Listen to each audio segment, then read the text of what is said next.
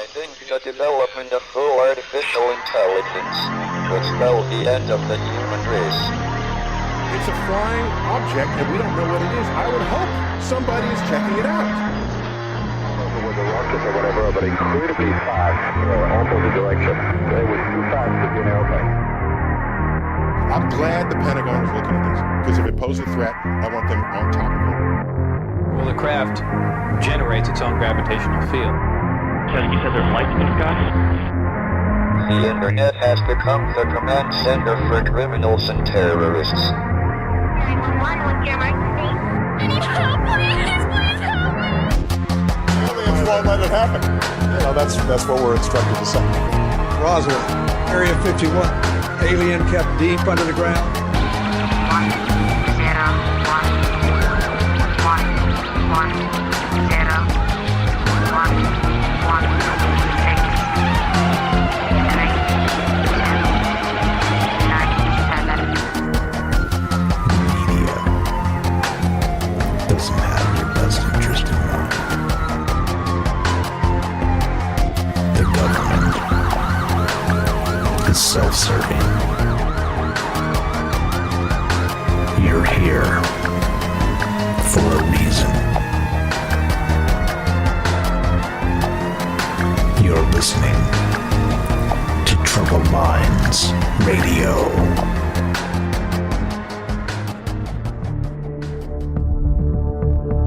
Broadcasting live from a secret bunker just off the extraterrestrial highway. Somewhere in the desert sands outside of Las Vegas. From somewhere in space-time, loosely labeled Generation X on planet Earth.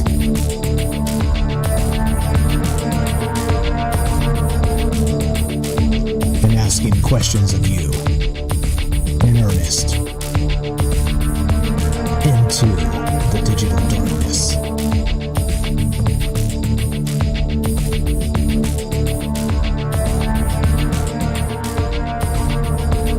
Good evening and welcome to Troubled Minds Radio. I'm your host, Michael Strange. We're streaming on YouTube, Rockfin, Rumble, Twitter, Twitch, DLive, and Kick. We are broadcasting live on the Troubled Minds Radio Network. That's KUAP Digital Broadcasting. And, of course, 88.4 FM Auckland, New Zealand. Tonight, I thought we'd go back to the well. In the very beginning of this, let's say for the Michael Strange situation that brought us to this moment, I've been inspired by radio, obviously. It's always been a love of mine since listening to Art Bell back in the early 90s with my grandmother, matter of fact. And one of the things that always struck me as magical, and I've said this before, we've done shows on this before, sort of in the vein of number stations and some other things, but one of the things that struck me as magical in terms of radio itself was sort of that I don't know, like the signal from somewhere coming to us, right? Being processed through, as I'm calling in this case, the digital darkness. But this is digital, right? In the old days, it was analog, it was AM, it was FM, it was all manner of things. But there's that weird thing. You're out there in the country somewhere, and it's dark. And, you know, you might see a strange light in the sky that kind of whets your appetite for some strangeness. And you start dialing in the radio to see if there's any sort of news or something to that effect. Well, it turns out it's hard to get radio signals, especially at night, as the sun is going down. We're kind of right in between that liminal space between sunlight and darkness. As we know, the radio waves bouncing on the ionosphere, and you can't get local stations very well for a minute, and then you're listening to things from, I don't know, Czechoslovakia. It's incredibly strange, right? It is, you know, this is science. This is not woo. But it got me thinking in terms of not just the magic of radio itself and sort of that idea, that liminal space between light and darkness, but also these radio waves coming from somewhere, okay? And they're broadcasting from a local antenna or whatever else. But then there's that weird ionosphere effect that we've talked about in the past, where you might pick up something bizarre from Czechoslovakia that sounds like it's a broadcast straight out of World War II or something, right? And I say that in the most flippant way. I'm not trying to manifest anything really weird, but you get my meaning. There's this really bizarre situation that's seems magical about radio. It's always been that way for me, and probably for some of you. I see Herschel commenting on that in the chat there as we got going. And I don't know, there's clearly a reason why you guys are here as well as maybe part of that. And so I wanted to talk a little bit about it. What is the first question as we start tonight that's been on my mind, not just, let's say, recently, but of the entire time here, is that, with YouTube and all the rest of the things that you can do, sort of a Joe Rogan style or NPR style, as they call it, non-radio style. You just, hit go and then you talk, you just talk, and there's no breaks, and there's no formats, and there's no bumper music, and there's no, I don't know, there's no charm in a lot of ways, not crapping on people that do it another way, but there's always been something that kind of drew me to the format, not just because of, let's say, the fit and finish and the polish of the bumpers and the things like this, but also of that whole business of radio being transmitted from somewhere else, somewhere that was even, for instance, do you know in your local market where your radio towers are? So is it broadcasting from the north? Is it broadcasting from the south? Is it broadcasting from above the Rockies or below the Rockies? And you get what I mean. And I made that joke before when we did a radio show.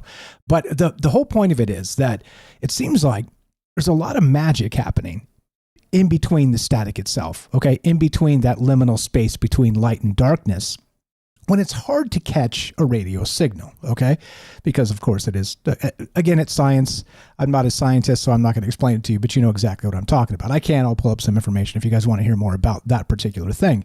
But it also gets me wondering in a lot of ways, okay? And I like I said, I have brought this up before, but there's a bizarre part of this that's very poltergeist, very sort of the liminal space between the static itself. Imagine the little girl with her hand on the TV, and there's a static buzzing and kind of whispering to her in some ways.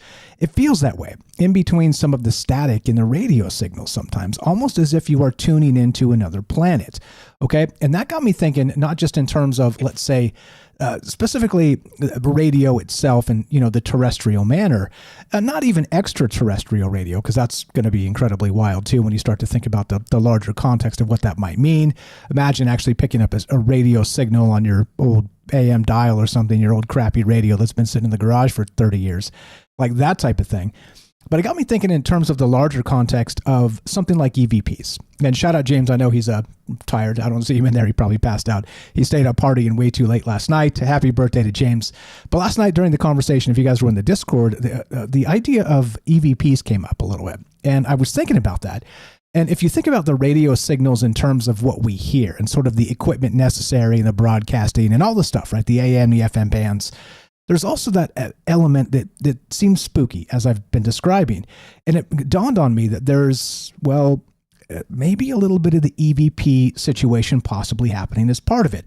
And if that's the case, again, so as usual, there are no answers to be found here. It's just wild speculation. We're going to get into some other wild ideas as part of this, but basically the idea on my mind was the basis of this is cross reality radio signals.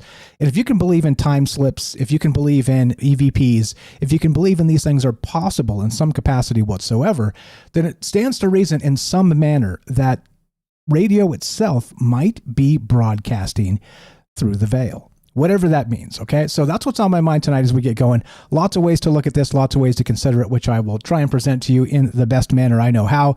I'm only me trying to do a big wild ideas by dark of night. So like I said, all the disclaimers do apply. There are no answers here, only questions. So if you're here in the right place, if you're here for answers, you are completely in the wrong place. But thanks for bearing with me. We're going to take a quick break and get a word from our sponsor. In this case, it's Human Inspiration. Don't go anywhere. All my stuff's all messed up too. Everything broke just before I was scrambling. I'm late. I hate being late. Anyway, we're going to get a quick word from our sponsor. In this case, Human Inspiration. Don't go anywhere. Be right back. More Troubled Minds on the way in exactly 1 minute. In a world increasingly shaped by AI, human inspiration remains the beating heart of creativity. Alien Skin by Tremble, a hauntingly beautiful piano ballad, reminds us that while algorithms can mimic art, the raw, unfiltered emotions of human experience are irreplaceable. So here I sit locked in my room again.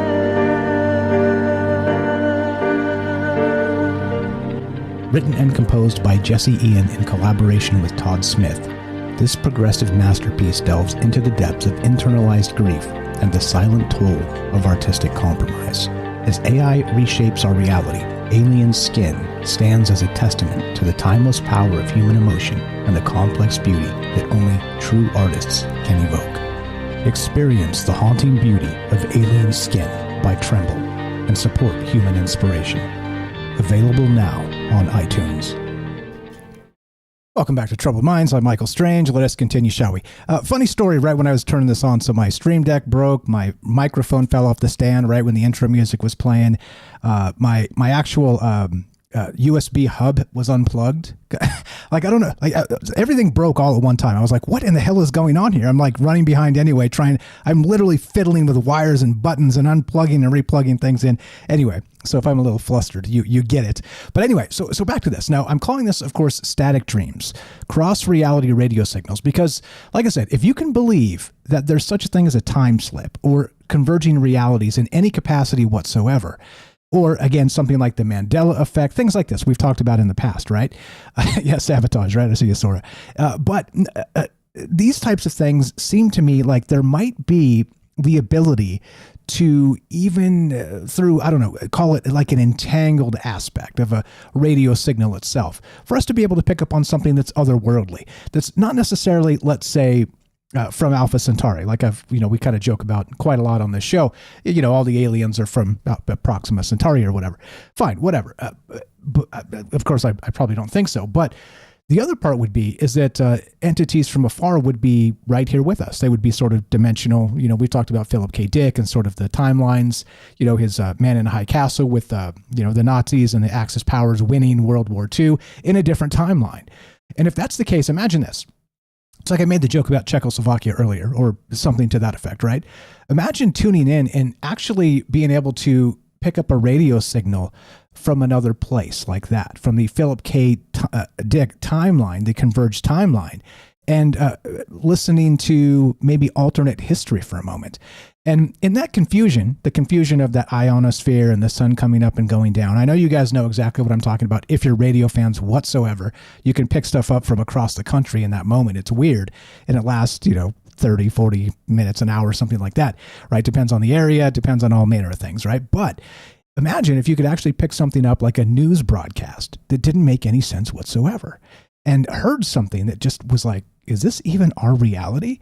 Like, that's the kind of thing that kind of draws me to this idea, because back to where we started with sort of radio waves traveling through the darkness and, bouncing off the ionosphere, all the stuff, it seems like it is magical. And it is what's drawn me here and kind of made me sort of pursue this radio stuff. Even though the funny part about the radio stuff is that they say the radio's dead, radio's dying, right? It's going away. This is not going to be the future. The future is podcasting. The future is, I don't know, quantum entanglement. What is the future?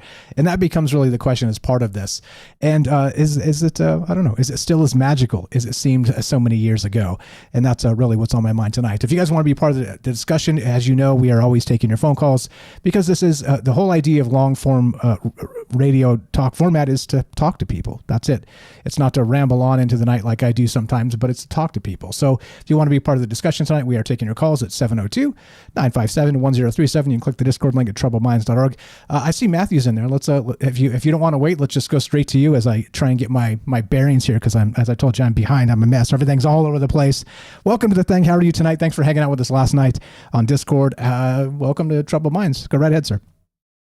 Yeah, thanks. Last night was fun.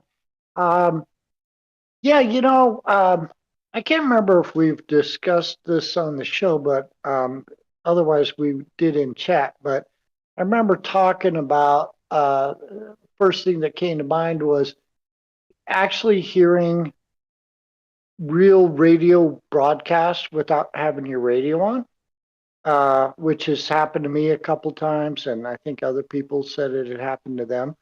And, I remember even this summer I was driving in my truck, and, I was hearing radio, like an announcer or an ad or talk radio. And I reached over to either turn up or off my radio, and it wasn't on. And I could hear it clear as a bell. And it was like regular terrestrial radio. It wasn't that loud. And I've had that happen at least 2, maybe 3 times in my life.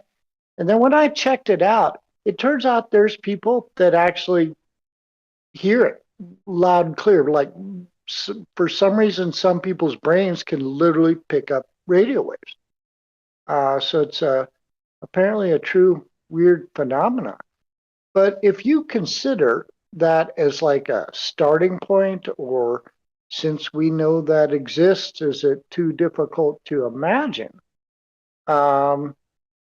picking up radio waves from, outer space or other planets, just as a starting point, just staying in the third dimensional physical universe. And then understanding that, radio waves are just part of the electromagnetic spectrum, and they're on the far end where there are these really sort of slow, spaced apart waves. Like if you looked at them on a horizontal graph, they would look like a snake or a series of S's that didn't go up too high. And because of that, they travel further through space than any other waves in the electromagnetic spectrum. So radio waves are all around, flying around the universe and transmitted from, stars, stuff like that. And that's why we use radio telescopes, right? Voila. So we're being bombarded with radio waves from literally, around our galaxy, for sure. So if the human brain can pick up terrestrial radio waves, perhaps we can pick up those. And who knows if we could pick up like literally radio programs, sent 20,000 light years ago that finally arrived from a civilization. Yeah, and, we've inverted that in the past with, that when the aliens finally hear the signals from us, it's going to be "I Love Lucy" and propaganda speeches from pre-World War II, when that stuff actually sort of went live, the televisions and whatnot. So I wonder what sort of the embarrassing beginning of an ancient radio signal we might actually hear that's alien itself. Sorry, go ahead. Just so you know, got about 5 minutes. You're welcome to stay past the break. Thanks for jumping in here early because, like I said, I'm fumbling here trying to get my bearings. But yeah, go ahead. I got you. So if we then take it up the next notch, seeing that the first two are reasonable and scientific and known, taking it up the next notch, what if there's something like similar to or extensions of the electromagnetic spectrum, but they sort of cross over into other dimensional spaces? And maybe they can bleed through or cross over. In other words, I'm imagining some kind of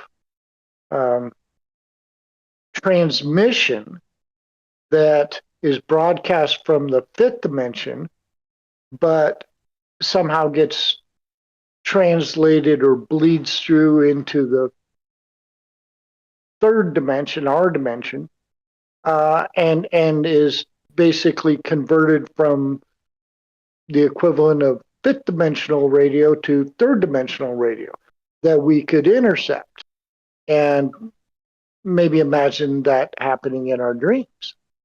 Yeah, you're on to me. You saw the title here. Yeah. Just real quick on what you said regarding being bombarded by these radio signals, forever, and some people being able to pick them up sort of just in their head, or even we've heard of, somebody filling in somebody's tooth, kind of picking this up. Speaking of "I Love Lucy," I think infamously it was Lucille Ball that one of those stories kind of traces back to.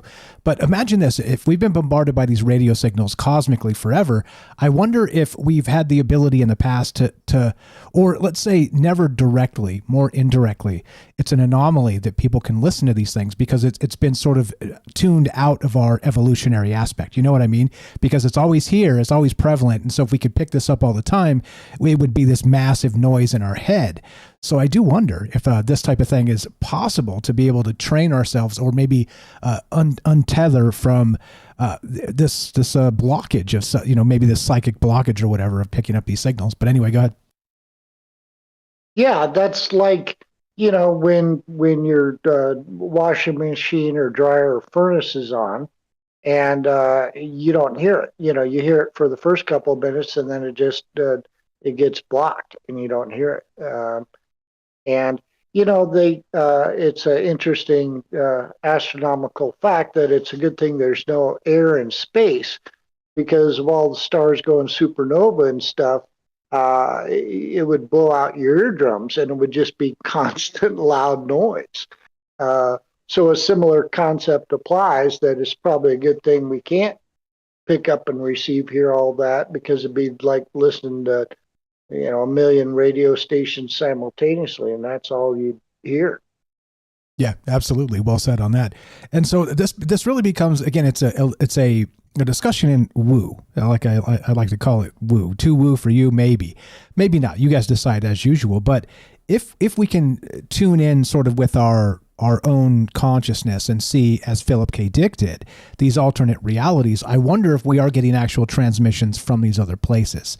And if they do sort of manifest as weird news or weird languages, which seems like, I know you must be a talk radio fan, because you found us on TalkStream Live on that radio app, or the paranormal radio app, whatever. So certainly this resonates not just with you, probably a lot of people out there. But got about a minute and a half left. What else you got on that? And like I said, you're welcome to stay after the break. Well, yeah, and just tying into what you said, that we might be discussing the mechanics behind, the apparent phenomena of trans-channeling or telepathic channeling, where, people purport to receive messages sometimes from other dimensional beings, like, the raw material, the law of one, which is supposedly from a six-dimensional group soul, and transmits and broadcasts messages to the mind of the person that received it, and it all got transcribed. And when you read it, if a human came up with it, they were an amazing creative writer. I tell you what, because there's some pretty otherworldly concepts and things you won't find elsewhere. So maybe that's a mechanism for that type of communication. But maybe there's global broadcasts that are like listen to a radio show that don't have an intended target. And we can touch on some reasons or consequences of that after the break. Yeah, for sure. Back to the old number of stations bit, the old spy networks and whatnot. Kind of gets me thinking about maybe dimensional spy networks. Do you think there are dimensional spy agents out there listening to these types of things? I'm going a little too far probably, but love to hear your thoughts on this. We're here with Matt in Colorado tonight. For the time being, 702-957-1037. Click the Discord link at troubledminds.org. We'll put you on the show. We're talking static dreams, cross-reality radio signals, and of course, we will get to the dream aspect, as Matthew touched on. But do you think it is possible that signals will cross the great divide of the veil itself? This is Troubled Minds. I'm Michael Strange. Be right back. We're on the way. Don't go anywhere.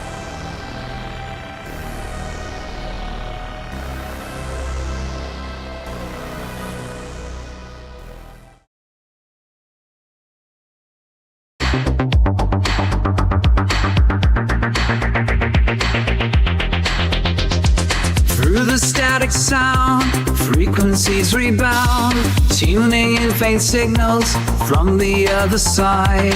Hear the whispers glide in a cosmic light.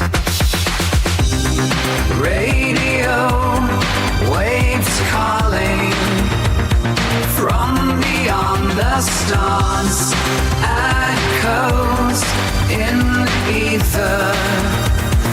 Mystery of God. It was igniting patterns in the night. Decode the transmissions that trail through the light. Cryptic voices speaking in the stillness bright. Radio waves calling from beyond the stars. Echoes in the ether, mystery of God.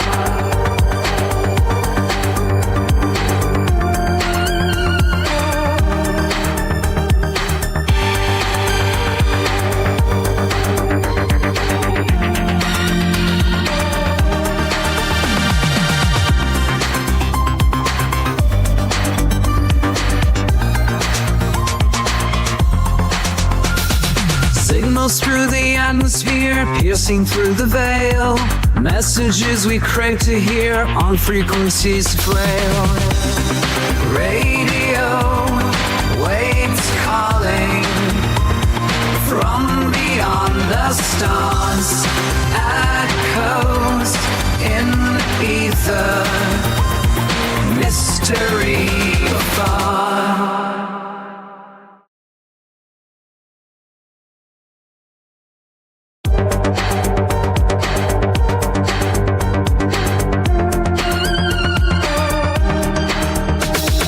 Waves of hidden stories travel through the night. Patterns of a lost decade, impulses of kill light. Frequencies transmitting in a cosmic dance. Games of distant worlds and static's last chance.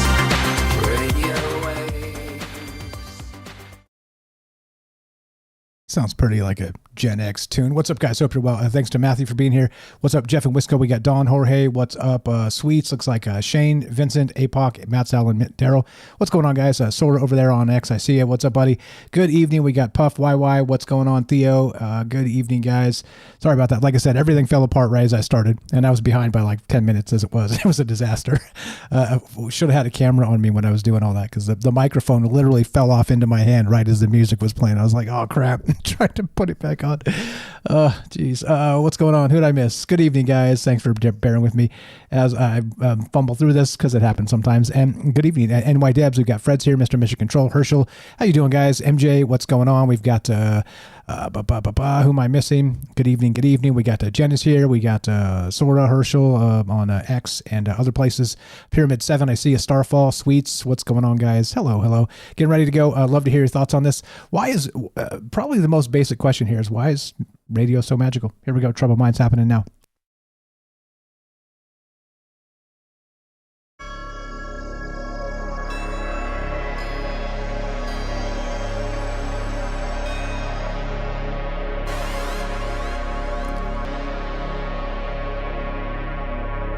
Welcome back to Troubled Minds. I'm your host, Michael Strange. We're streaming on YouTube, Rockfin, Rumble, Twitter, Twitch, DLive, and Kick.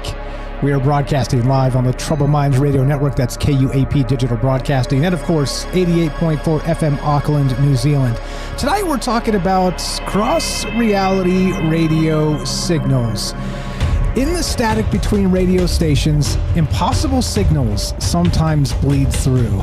Broadcasts from wars that never happened, music that hasn't been recorded, and news from timelines that diverged decades ago. Does this seem like it's real, or does this seem like it's not? Now, a quick shout out to Doku over there on Twitter X. He just linked this to me, and this is a fantastic angle, which I didn't really think about. It kind of ended up in the write-up just a smidge, but this is from sci.news, just like it sounds, sci.news. And it is from December 26th of 2024, so not that long ago. But the headline is this. Researchers demonstrate quantum teleportation over fiber optic cables carrying internet traffic. Okay, so that's exactly what we're talking about, except in this case, we're talking about the magic of radio and how this might fit into the larger cosmic context. What do you guys think? Is it possible to pick up signals from some other timeline? That Mandela effect space or place where, I don't know, the cornflake guy really is the way he's supposed to be, or whatever, the fruit of the loom, or whatever those things are. I can't remember any of them right now, but you get my meaning. Is this possible at all? And I think when we start talking about this quantum teleportation stuff, I wonder if it's confined to our realm, or if this stuff can actually dip through the veil. And that's really the question tonight. If you want to be part of the discussion, again, why do we love talk radio so much? Why is there sort of that magical aspect of tuning in the dial with the frequencies and the weird static and all the stuff that sounds like it might be from another planet? All the rest of that, and love to hear your thoughts on it. 702-957-1037. Click the Discord link at troubleminds.org. Welcome back, Matthew. Thanks again for popping in here early and saving my butt, per usual. Go right ahead, sir.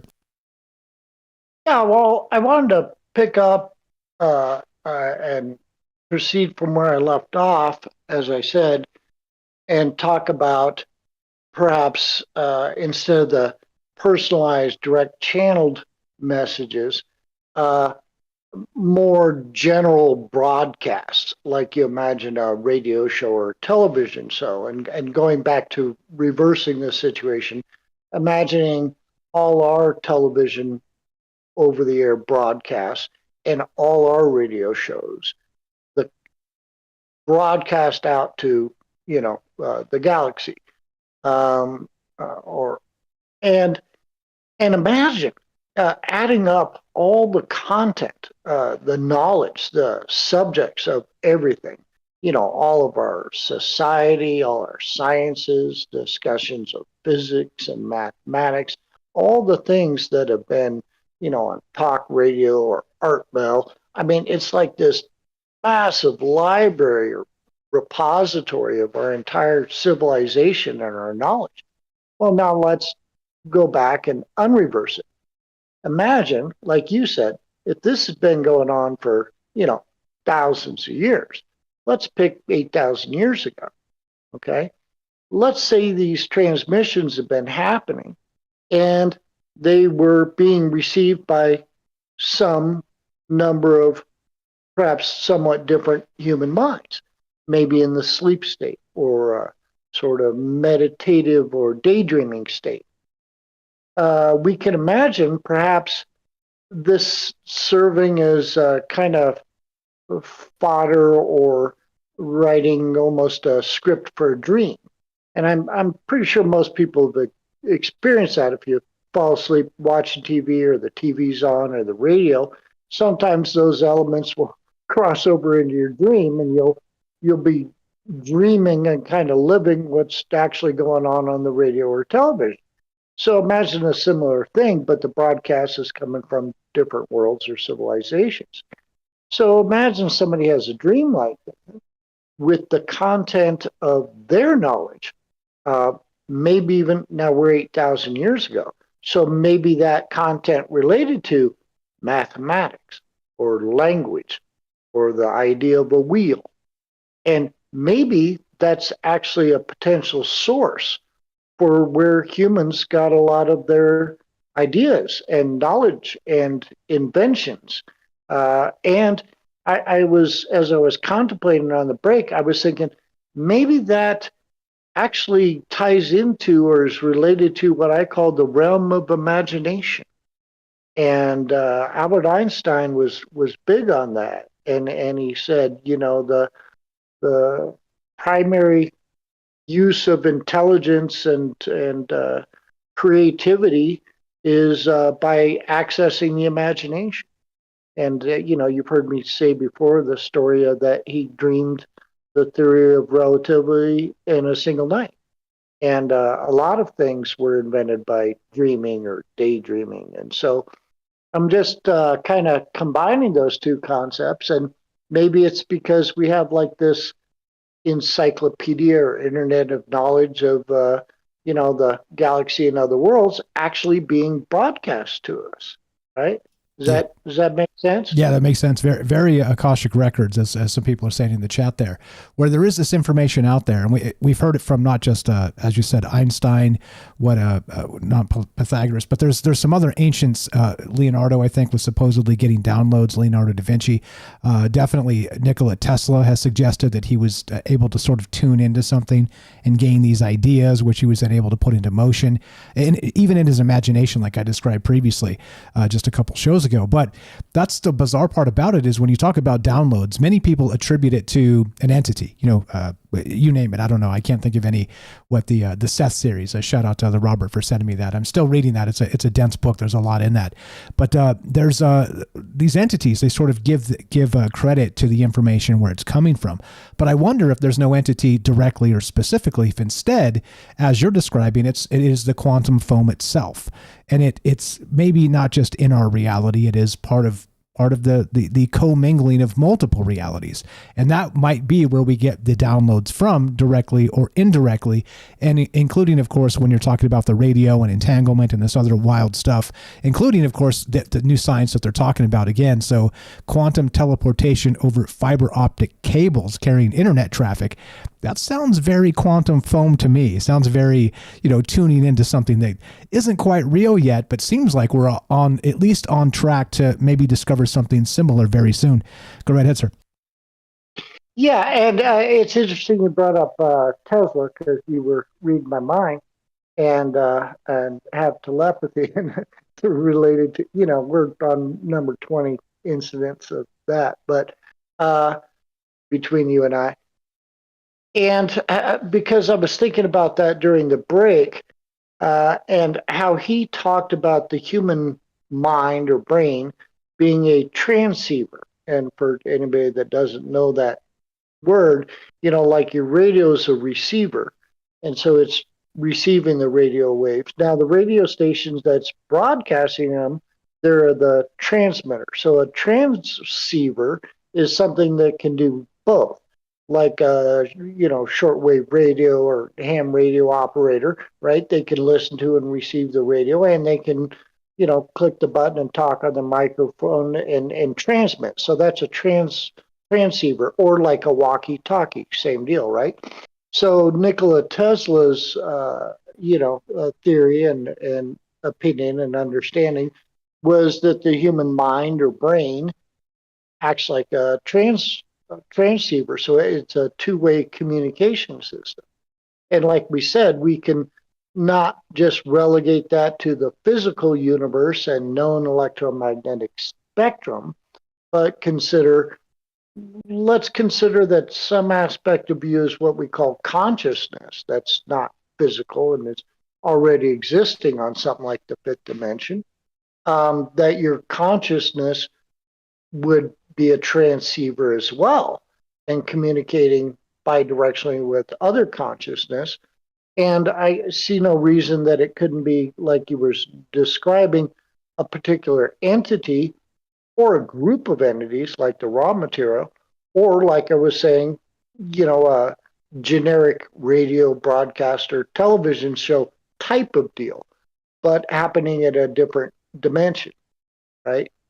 And so it's just taking up the idea of the human mind or brain being a transceiver and kicking it up a notch and thinking about ourselves more as consciousness and energy, more like on the etheric or fifth dimensional vibratory frequency of energy, or as a dimension or realm.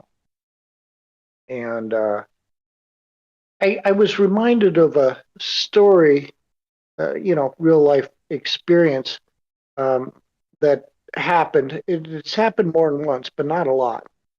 And one night I was laying in bed and about ready to drift off to sleep, and I heard this rather loud sound in one ear, and it was like pulsing, almost sounded like a helicopter, and it was like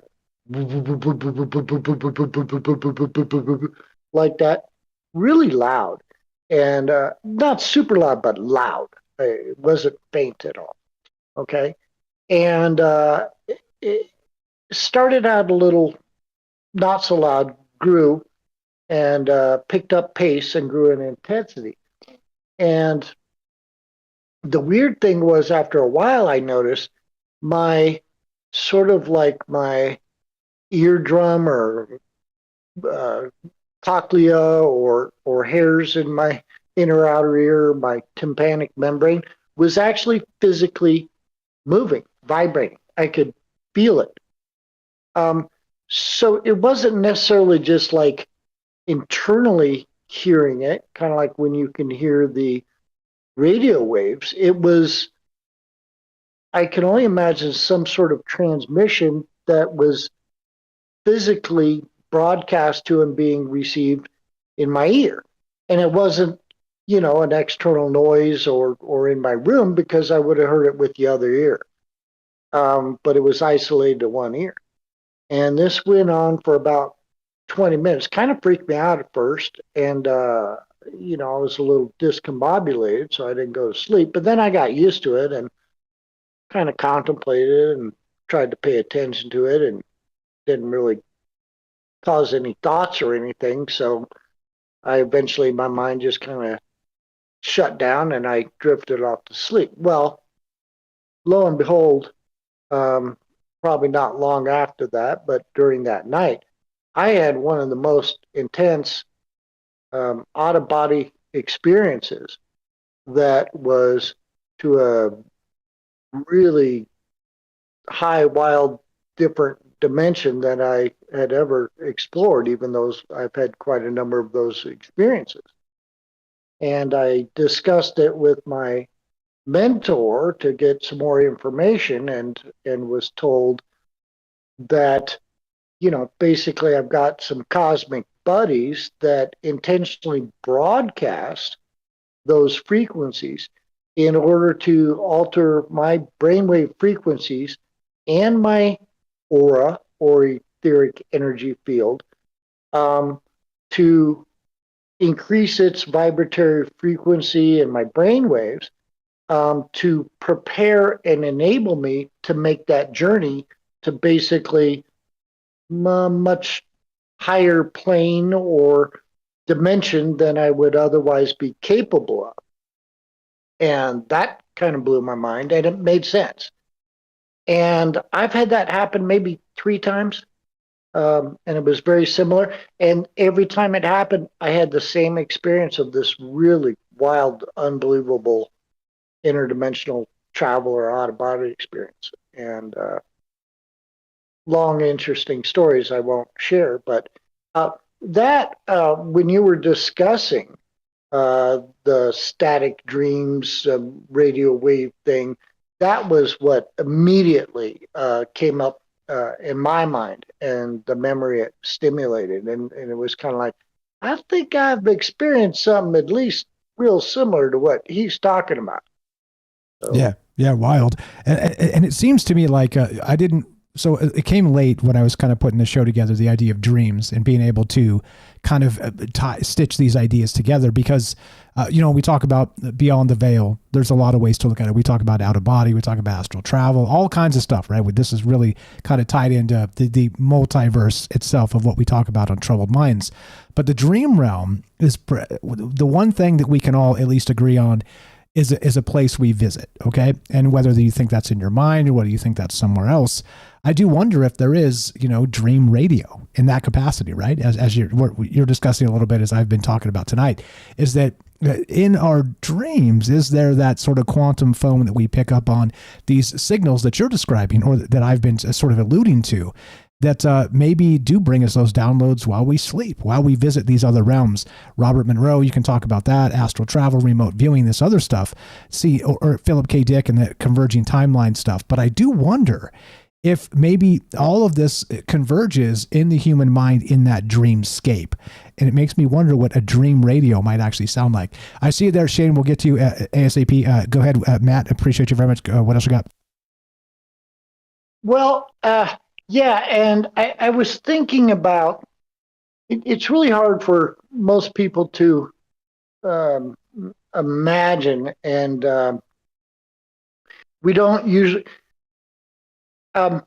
usually we're so conditioned to think about something like a transmission from a different dimension as almost like something coming from outer space or somewhere far away. And actually, we're trying to think in terms of 3-dimensional space, like you're sitting in a particular location in your house and it's coming from a different place or location. Well, once you leave excuse me, the solid universe and the physical realm, there is no place or space.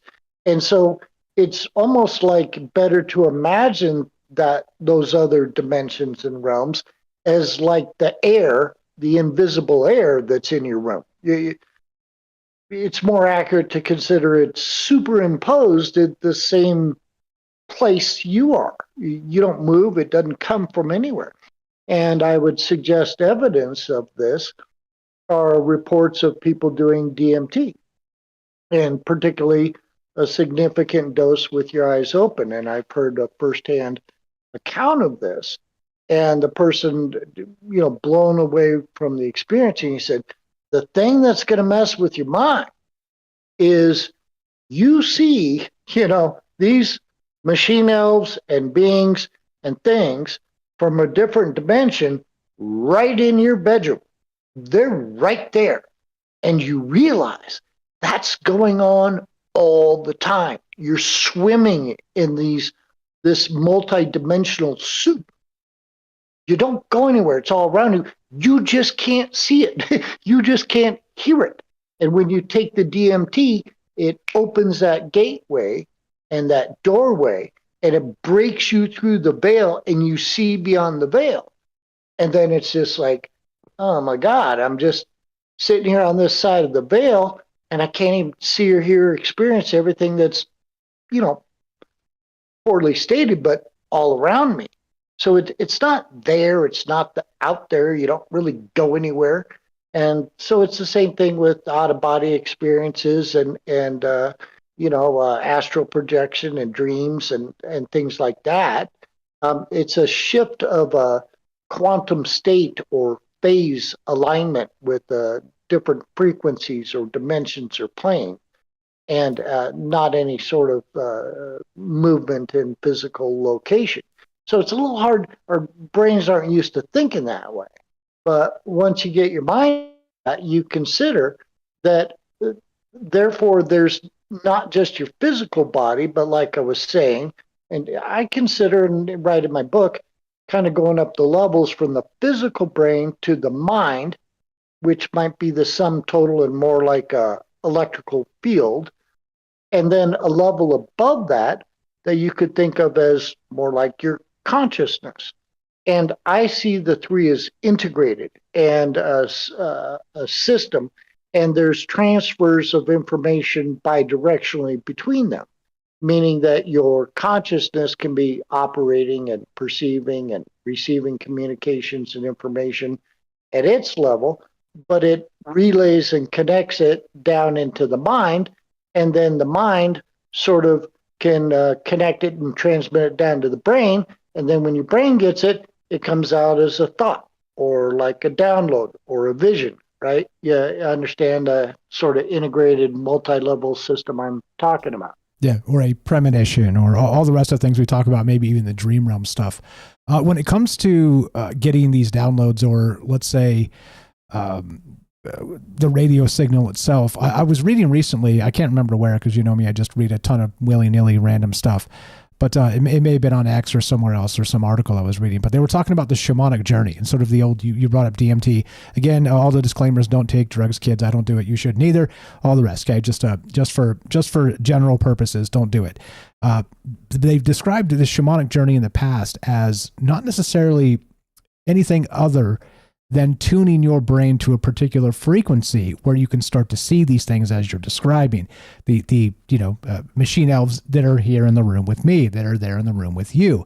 And you just can't see them because your brain isn't tuned as the radio receiver in that particular capacity to see them specifically and directly. Came to mind when you were talking about that.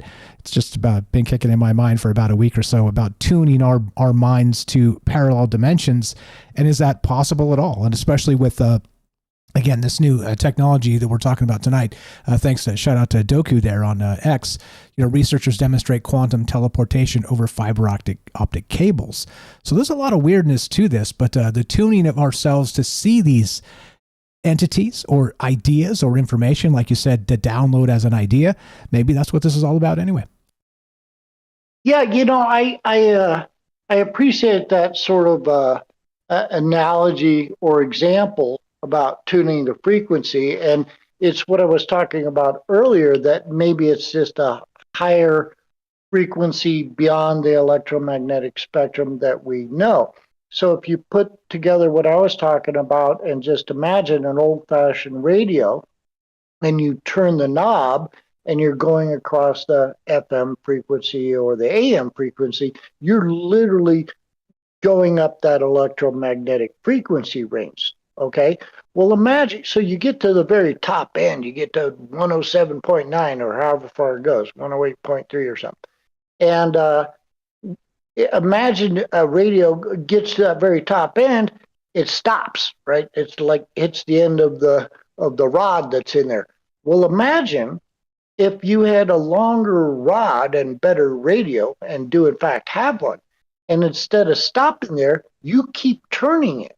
And so you're actually tuning into these other frequencies. And that's what I said. It was kind of like a phase shift. So you're going out of really the whole FM frequency band, but it's on a continuum, and you're just tuning your brain or mind as a transceiver into a different frequency, or you're changing channels.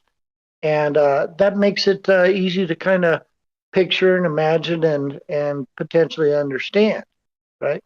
Yeah, it makes a ton of sense to me. And Treeland says this too, shout out in the chat, says, I did no tuning, however I see entities. So remember that Carl Jung also suggested that, this tuning could be done through meditative states. It doesn't have to be through hallucinogens or DMT or anything else, which I'm a big proponent of as well. But sorry, go ahead. I got about 2 minutes left. Go ahead, sir, if you got something to add to that. Yeah, well, real quick, when we were, I mentioned DMT, and then you brought up shamanic practices and journeys. And I always consider the actual overlap and mention that we have what's called endo-DMT, which means within our body. So we actually produce DMT and have a large quantity distributed in various places in the body, and apparently a lot of it in the pineal gland is stored there. And they talk about that near-death experiences or at death, it all gets squirted out. That propels you out of body. But I think that it's reasonable, and a lot of people have mentioned that actually during like dreams, astral projections, out-of-body experiences, or those shamanic journeys or trance dancing, that actually a part of the ingredient is the chemical mechanism of this endo-DMT. So in other words, the same thing is going on I described, where the guy breaks through the veil and realizes the dimensions are all around him. That can be done organically without taking drugs, because you already have the drugs right in your brain. And I think that I've thought a lot about this, that a lot of those sort of shamanic practices and spiritual practices, and some of them 50,000 years old, actually are done and learned and discovered because they work. Things like drumming and dancing and chanting, that's what they're doing, is stimulating the release of your own DMT. Well said. Perfect. Appreciate you. Thanks again for jumping in and saving my ass. I'm a little bit of a mess tonight. But fire stuff. I think we're on to something here. And of course, the Static Dreams plays. We're talking cross-reality radio signals tonight. That is Matthew in Colorado. Go give him a follow. Links in the description down below. troubledminds.org/friends. It says Matthew's book here. Books here. Please go check it out. You're the best, Matthew. Appreciate you very much. Talk to you soon. Have a great night. And we're taking your calls. Shane, you're up next. Put your hand up. We'll get you back in here. 702-957-1037. This is Troubled Minds. I'm Michael Strange. Be right back. Thanks for bearing with me. Here we go.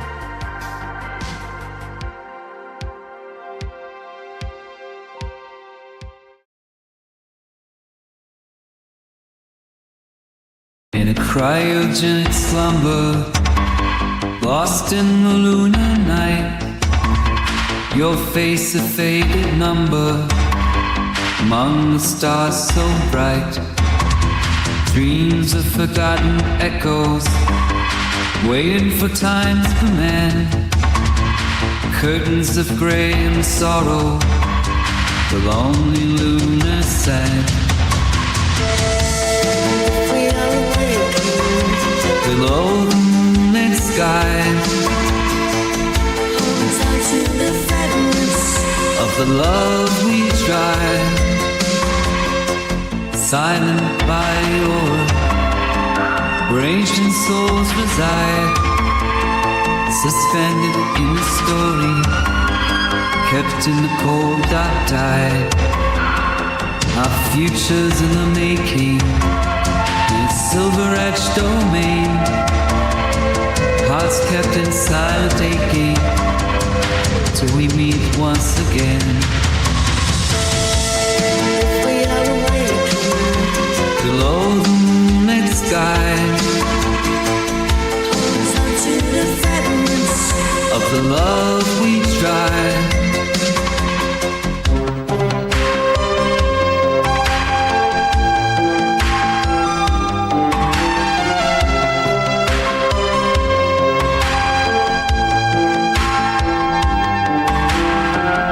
Frozen time we're resting, waiting for dawn's embrace. Whispers of love confessing in this forgotten place. We are awakened. The moonlit sky Holds on to the fragments of the love we tried.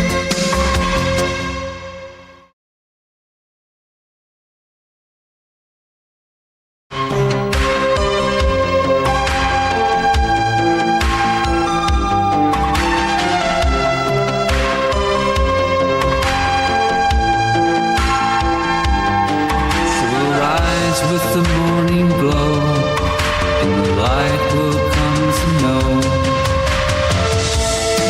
we are awakened. Below the moonlit sky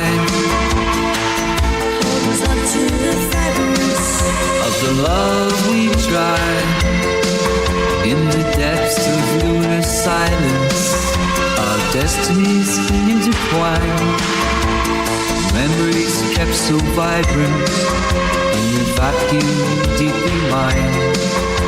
The tale of cosmic yearning across the astral sea, and the fires of hope still burning for when we finally breathe free.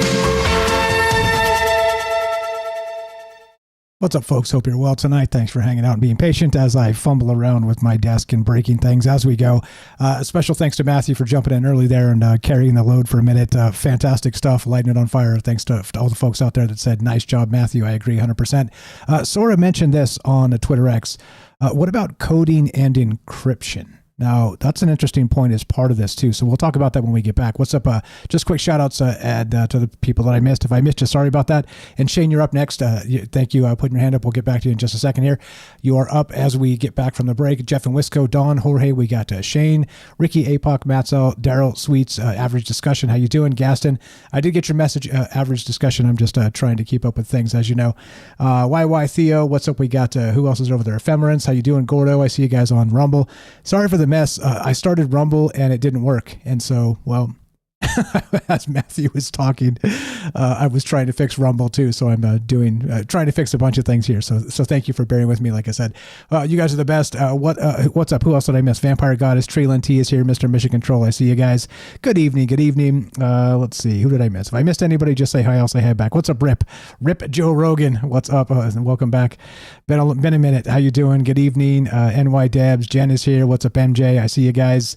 Yeah. MJ says, how do you chat on X? I'm not sure exactly. I really don't know. All right, here we go. Troubled Minds coming up, right? Meow.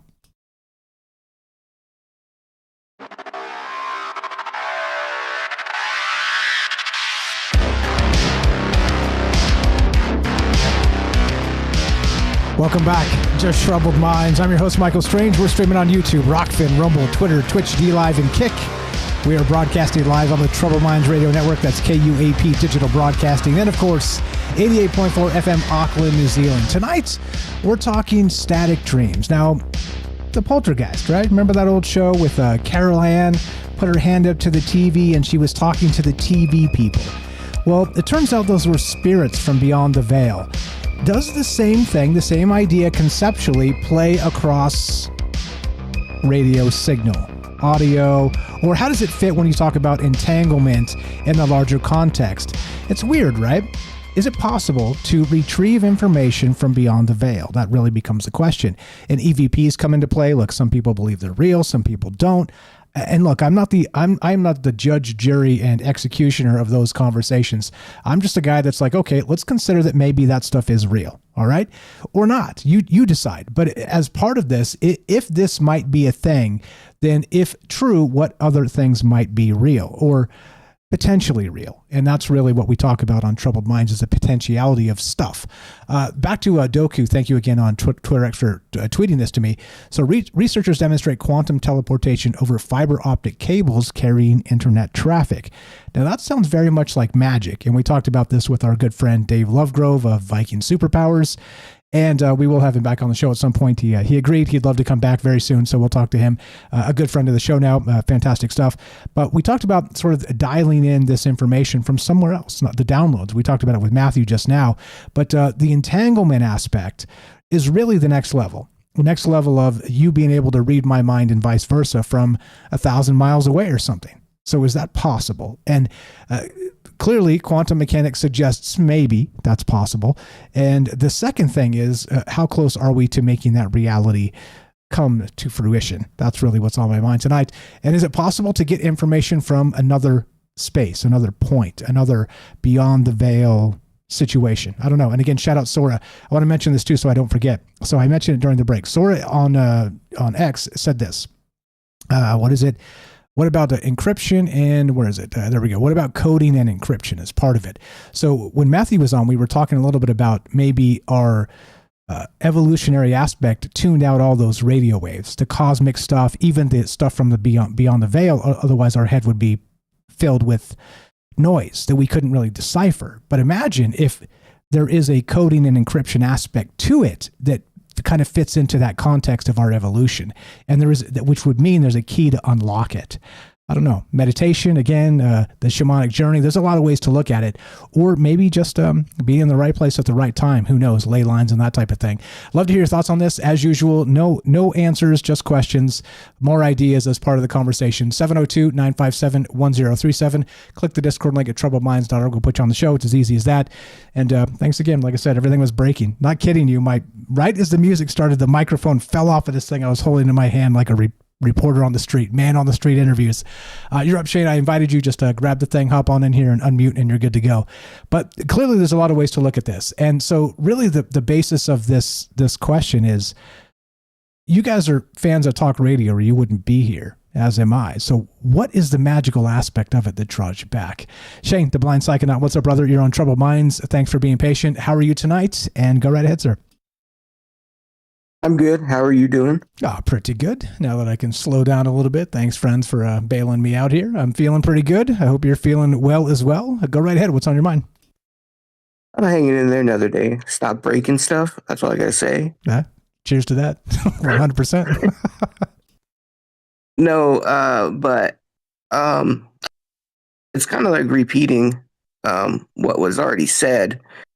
But our brains are definitely receivers, but to pick up that exact channel is quite difficult. I mean, and to be in the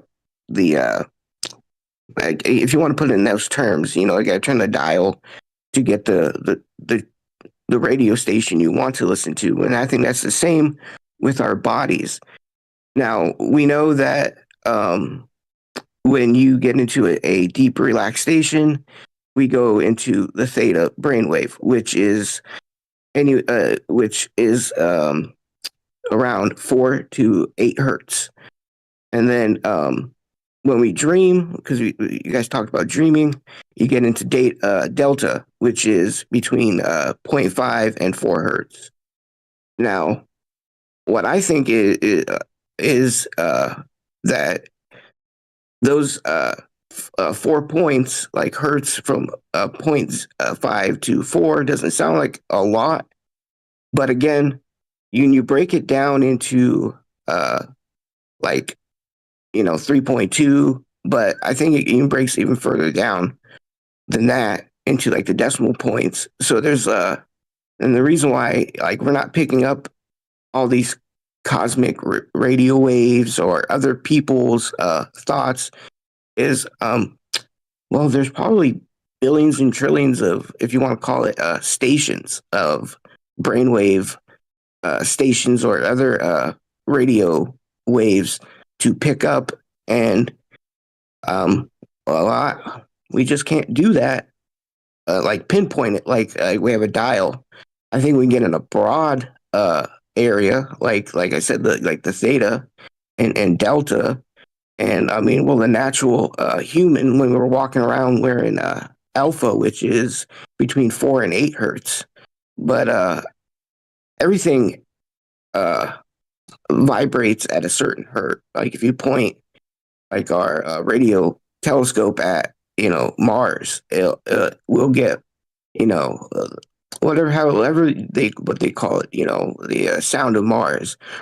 Gaia has it. I don't know if that makes any sense. Like there's so many call it stations, I guess that's the best way to put it, to pick up. But our body, like each person has their individual station where you kind of have to find it to be able to pick up what's being broadcast, if that makes any sense. Yeah, it makes a lot of sense. So Matt L in the chat is picking up what you're putting down as well as I am. And he says this: alpha, beta, delta, theta. It's like changing the stations on a radio dial and tuning into these different states as you're describing, which makes a ton of sense here, because if we could do this, learn to harness this and become, I don't know, dare we say superhuman in some capacity, or at least a more refined human with our antennas, maybe this stuff will become, not pseudoscience or woo or whatever you want to call it, or whatever science might call it. Maybe this is sort of our actual calling, where we're supposed to be and where we're supposed to recognize these realities. Maybe that's what this is all about anyway. Yeah? I agree. I mean, as sinister as it sounds, I mean, I don't know how true it is, because, they're all like black project rumors, but the government supposedly has what I've read is called like the voice of God, where they can point a certain frequency at you and you can actually hear things in your mind, and they can encode it, like you were asking about encoding certain messages, like what you want to think, what you want to feel. I even like images, like you can get images. Now, how true is that? Obviously, I've never had that happen to me. I don't know, but it's believable in my mind that because I'm pretty sure you've heard of Michio Kaku, who was the founder of the string theory, which he says everything vibrates in the universe, and anything that vibrating has a certain frequency to it. So everything makes the sound. So you just kind of have to, like I said, find that right sound, and if you can pick it up. Now, I think there's when people like hear like the radio just randomly without like a radio, I think that could be done on accident by them. I don't know. Like for me to get into the theta state is, I almost have to fall asleep and really try at it. So I don't know. I don't know if you can train ourselves, have the technology. I'm pretty sure there will be technology where you probably put like earbuds in or something of that nature, and you can just like, okay. And you can get like, even like talk to people, like telepathy, because you can channel what radio wave they're on. I know, it'd be pretty wild. Yeah, it's coming. Like that's the next step in, we've got basically our phones that we're texting to each other, right? Calling each other from across the world. You're, where are you located again? I want to say Arizona, but I'm probably wrong. Yeah, in Tucson. Okay, I am right. So you're in Arizona. I'm in Las Vegas. You're 5-ish hours away from me by car, and we're talking over the internet with no lag whatsoever. So it's a little bit of magic in and of itself. But the next step is going to be without all the devices, and then we just tune into the dial of each other and be like, "Hey Shane, I had an idea for a show. What do you think?" and then we don't need the equipment at all. That's the next step in this evolution of consciousness and technology and how this merges. So, and look, like I said, that's not woo stuff. That's literally what they're dealing with here. We're talking about entanglement and, spooky action at a distance, the Einstein stuff. and a quantum internet. This is where this is heading. And not even talking Neuralink yet. That's a wire. We're talking wireless, more Tesla level information when it comes to that exchange. But yeah, I don't think it's woo in that case. I think it's actual technology. And so the question becomes, where does that line blur and become magic and technology, which we've always talked about on the show? Fire stuff. What else you got regarding the dream realm comes to mind here? Do you think it is maybe that liminal space where all this information flows to us or through us, or one of the main conduits, or am I off there? Or take it anywhere you like. No, yeah, I think it is, because I mean, the only way us humans can get to the dream realm is if we fall asleep and get into REM, which REM brings us into delta, which, like I said earlier, delta is between 0.5 and 4 hertz.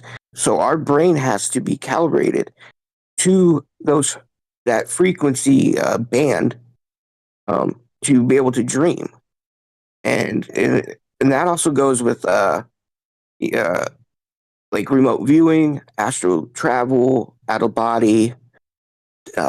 I'm guessing like telepathy, and even a lot of people who say they connect to the Akashic records are either in a really deep meditative state, which is theta, or they're in the dream realm, which is delta. So, and also, I mean, people say when they talk to their past loved ones that have been passed on, they're again in the either theta or delta, which again is in a frequency, which makes me totally believe that that's a realm that we obviously can't see, but we need to adjust our physical brain to be able to interpret it, if that makes sense. But yeah, I think there's a lot of information. It's a whole realm. I think when we die, we even go that realm and even vibrate in that bandwidth of frequency. That's what it seems like to me from all the anecdotal evidence and with people's stories, and even my own personal experience with my few near-death experiences and lucid dreaming. Now, they say, which I've never experienced, you can share dream share, which you can dream and have the same dream and experience the same exact dream with someone. I've never experienced that. I don't know how true it is, but being into lucid dreaming as I am, I can see that being possible if those two people, hit the same frequency. Yeah, 100%. It brings to mind to me the Twilight Zone, and I know we're all familiar with the old series, Rod Serling, right? But he described it as this. It's in the intro, right? It represents a dimension beyond the boundaries of conventional reality. It is a realm where the ordinary intersects with the extraordinary, that liminal space, of course, and the familiar becomes uncanny. In this space, the laws of nature and society are suspended, allowing for explanations of human nature, morality, and the unknown. And he even called it, I believe in the intro, I can't bring to mind exactly what he said about it in that show, but basically talking about the realm of imagination itself, which exists clearly. And so that seems to be that liminal space where we can kind of communicate, dare I say, out of body or some other way. You know what I mean? Whether that's the dream realm or the out of body stuff or you name it, that the imagination realm is where, I'm firmly planted in that. I do it, 3 nights a week plus Fridays, and we're doing all manner of imagination stuff here. And I think there is a basis here for not just communication in terms of ideas, in terms of futurism, in terms of the past, and kind of connecting everything together, but also where our minds find that the cohesion, where we're like, yeah, this makes sense to me. This is our frequency, right? Troubled Minds in this case is our frequency. It's these amazing people that have been part of it, of course, you included. And so, I don't know, it's weird, right? You put the frequency out and the frequency sort of returns itself in some way. And the realm of ideas is the Twilight Zone. And so we're living it, at least conceptually, which is incredible to me. Wild stuff. What else you got, my man? Go right ahead. Well, yeah, totally. I mean, at least the Earth and the 3D dimension we live in is nothing but Twilight. I mean, there's some weird stuff out there, and we're still finding weird stuff. Now, I think the issue that a lot of us have, that not being able to pick up these frequencies, the Akashic records, even like telepathy, is I know it's not we talk a lot about government, but I just want to throw this out there, is that they say our pineal gland is heavily calcified. Now, is that from the food we eat, from the stuff they put in the food, even, I don't know, fluoride? I don't know, but or even just the embarment of what I call useless information. I know we're on some social media platforms, but I mean, there's some seriously useless information that people pick up that so real quick, some people would call us what we're doing useless information. I disagree, but clearly that's a subjective thing, but you're entirely right. There is such a thing as useless information. I kind of agree.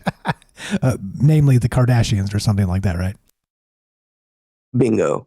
But that's a different story, different day. But I think it's just especially the pineal gland, which I think that's our antenna, which I know a lot of other people believe that. And if that's calcified, which could be equivalent to having an actual antenna that's corroded with rust, mud and all that, you're not going to be able to pick up or send out clear signals. Now, they say there's ways to decalcify the pineal gland. Again, I'm not going to, I don't know how or exactly if it's true, but that might be something some of us can look into. But I think that's a big issue, especially with today's world. So much media, so much TV, or even with the TVs. There's so many now. I mean, insane amount of different radio waves just bouncing everywhere. I can only imagine if you were able to pick it up, like you guys said, that would be you'd probably make your mind blow your mind up, like literally. So it's quite I don't know, it's fascinating. But that's what. Well, yeah, I was gonna say about you guys brought up Nikola Tesla and Einstein. Well, I know Nikola Tesla and Einstein even said and talked about like you guys said, a lot of their ideas came in like that daydream theta state where they would do a lot of mind experiments.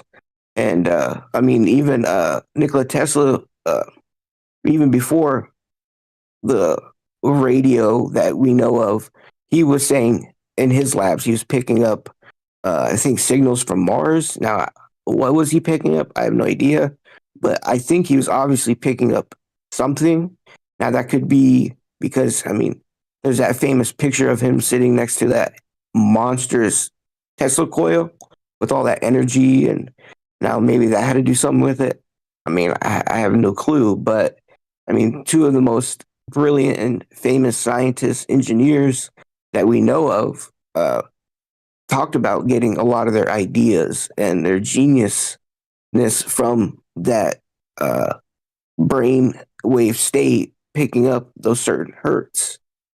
Now, if we could all do that, can you imagine where we would be? Yeah, absolutely. Funny enough, on all that stuff, there's an old conspiracy trope, right? Like from I don't even know how long ago this goes back, but in regard to decalcifying the pineal gland, part of that is that I looked it up real quick while you were talking about it. So a small endocrine organ in the brain is responsible for producing melatonin, which regulates sleep-wake cycles, which of course would be our entrance and exit from the dream realm. Okay, a portal. Think of it like that. But here's the thing. Fluoride actually causes problems with your pineal gland. Legitimately. I just looked it up right now. So there was no medically approved treatments specifically designed to decalcify the pineal gland. Certain lifestyle modifications may support its health. And reducing fluoride exposure is one of the main ones. So they've been putting fluoride in our water. I wonder if it's to sort of tamp down our ability. And this is deep conspiracy stuff to the point where you say this and people think you're insane. However, when you look into the science of it, right, they say water consumption, opt for filtered or spring water instead of fluoridated tap water, and dental products choose fluoride-free toothpaste and mouthwash. So they've basically cut off our portal from this realm to the dream realm in some capacity, right? And now, look, I don't remember a ton of my dreams. Many others out there do not. I wonder if it has something to do with that. For a very long time, whether you drink the tap water or not, you're still showering in it, right? So you're bathing in it, washing your face with it in many cases. So I don't know, man. Talk about deep conspiracy. There's something to this. At least squint with your mind's eye and conceptually. Fire stuff. Got a couple minutes left. What else you got?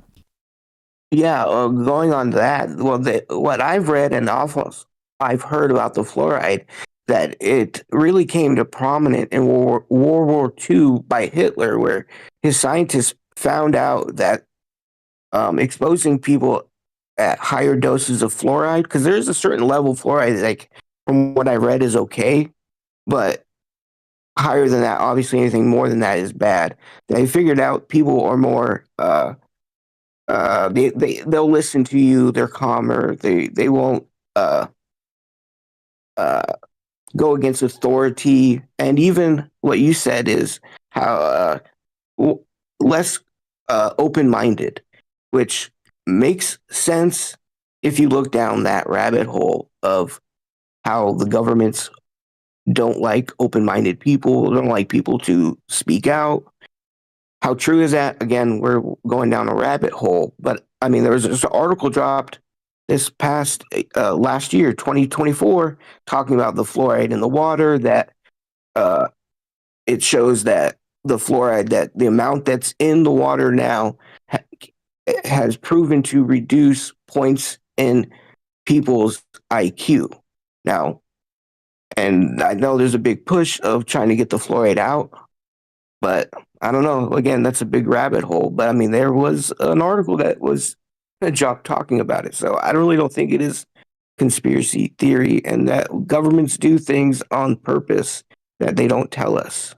Yeah, as we always talk about, what's the difference between reality, conspiracy theory and reality? It's about 6 months these days. And that one, you're right. The article just hit recently where they were like, what is this in the water for? It doesn't do anything for anybody. And again, some have suggested, as you described, it's in the water to make us more docile. And as I described, maybe cut us off from the portal to the dream realm itself. Again, being woo here, being conceptual and thinking. But if that's the case, maybe, the Aboriginals had it right entirely, that the dream realm was the source. And by cutting us off from source, we have a big problem, don't we? We're out of time, brother. Appreciate you very much. Please give Shane a follow. The Blind Psychonaut is the name of his YouTube channel. I linked it in all the chats twice, so please go give him a follow. I appreciate you very much, brother. Thanks for being patient. Thanks for being part of this. Always a pleasure, and you have a great night. Stay away from that fluoride in the water, okay? All right, I'll try. But, it absorbs through the skin, too, so it's kind of hard to stay away. But Good night. Thanks. Appreciate you. Have a great night. That's Shane in Arizona. 702-957-1037. We're talking static dreams, cross-reality radio signals, real or nah? This is Troubled Minds on Michael Strange. Be right back. Don't go anywhere.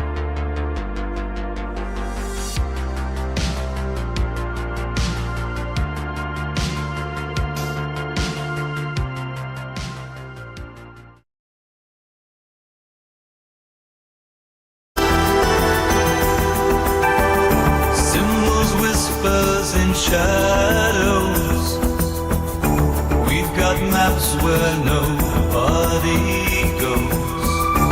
In the night under hidden glows, guardians of what no one knows.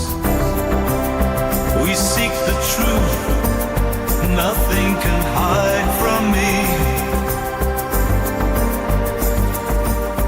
In cloaked silence we traverse the lines, through ancient scrolls in forgotten times. Voices echo in the halls of lore, guardians of the mysteries evermore. We seek the truth, nothing can hide from me.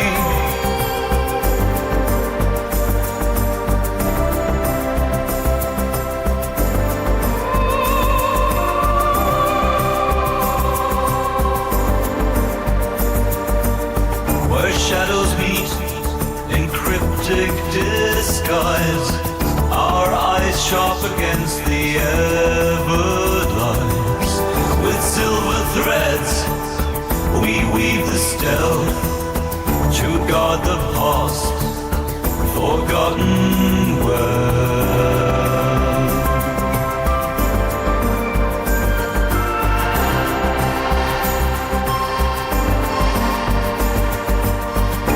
In the realm where the myths collide with hidden lore, our fates are tied. Signals bouncing off the astral plane, invisible codes that can't be tamed. We decode the stars under the midnight veil. Base and silken sweats midnight hail. In the echoes of time where the legends lay, we tread the path where shadows play. With spectral eyes we discern the truth, unraveling tales from ancient youth. We seek the truth. Good evening, folks. Thanks for being part of this. Great stuff from Matthew so far, and Shane, fire stuff. Nobody on the line. If you guys want to pop in here and say hi, who did I miss? What's up? Joser is here. I see you, Treelin and Commercial Herschel. Lauren over there on YouTube. What's going on? I see the nice chat. Thanks for being cool and chill with each other. I appreciate it very much. What is happening, Sora there? It's called the God Mic Committee, dude, named after the techie term for the main control microphone in the studio. I love it. I love it. What's going on? Who did I miss? If I missed anybody, just say hi. I'll say hi back. And appreciate you guys spending your time and energy with us. What's up, Ricky? I see you there. Yeah. What do you guys know about this? Is it we can talk about that pineal gland stuff and the decalcification? Again, like I said, you are it's one of those things where it used to be woo-woo to talk about, and as Shane very smartly mentioned, now suddenly they're like, well, why is the fluoride in the water? What is that? What's going on with that? It certainly is not for our teeth. I mean, we shower in it, right? Anyway, here we go. Trouble Wine's coming up. Sorry if I missed anybody. Phone lines are open. Hop on in. I'd love to hear your take on this. Here we go.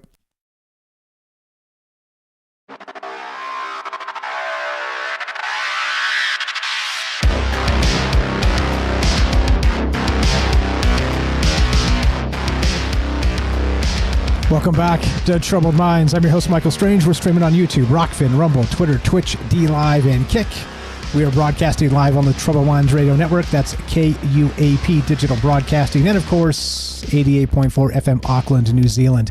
Tonight we're taking your calls as we talk static dreams, cross-reality radio signals. And does this fit into the dream realm itself? Basically, static dreams would be sort of the liminal space between stations, okay? Talking alpha, theta, the beta states of our frequency, our mind frequencies.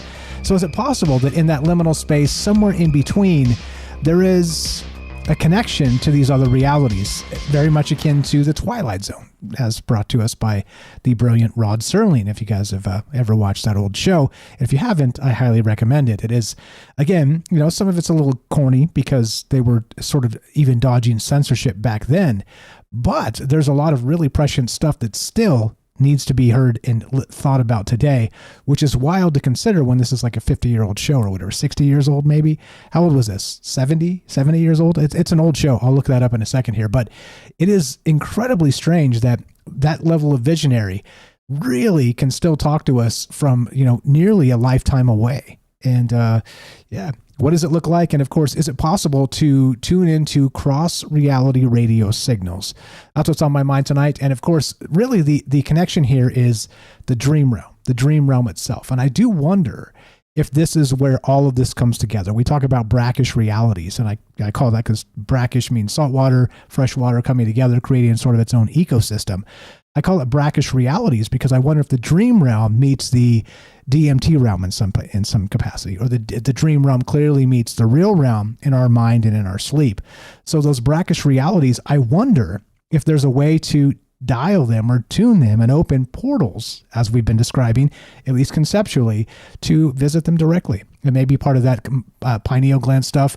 Like I said, somebody said this to me 5 years ago. I was like, okay, I'm a conspiracy theorist, but come on, people, really?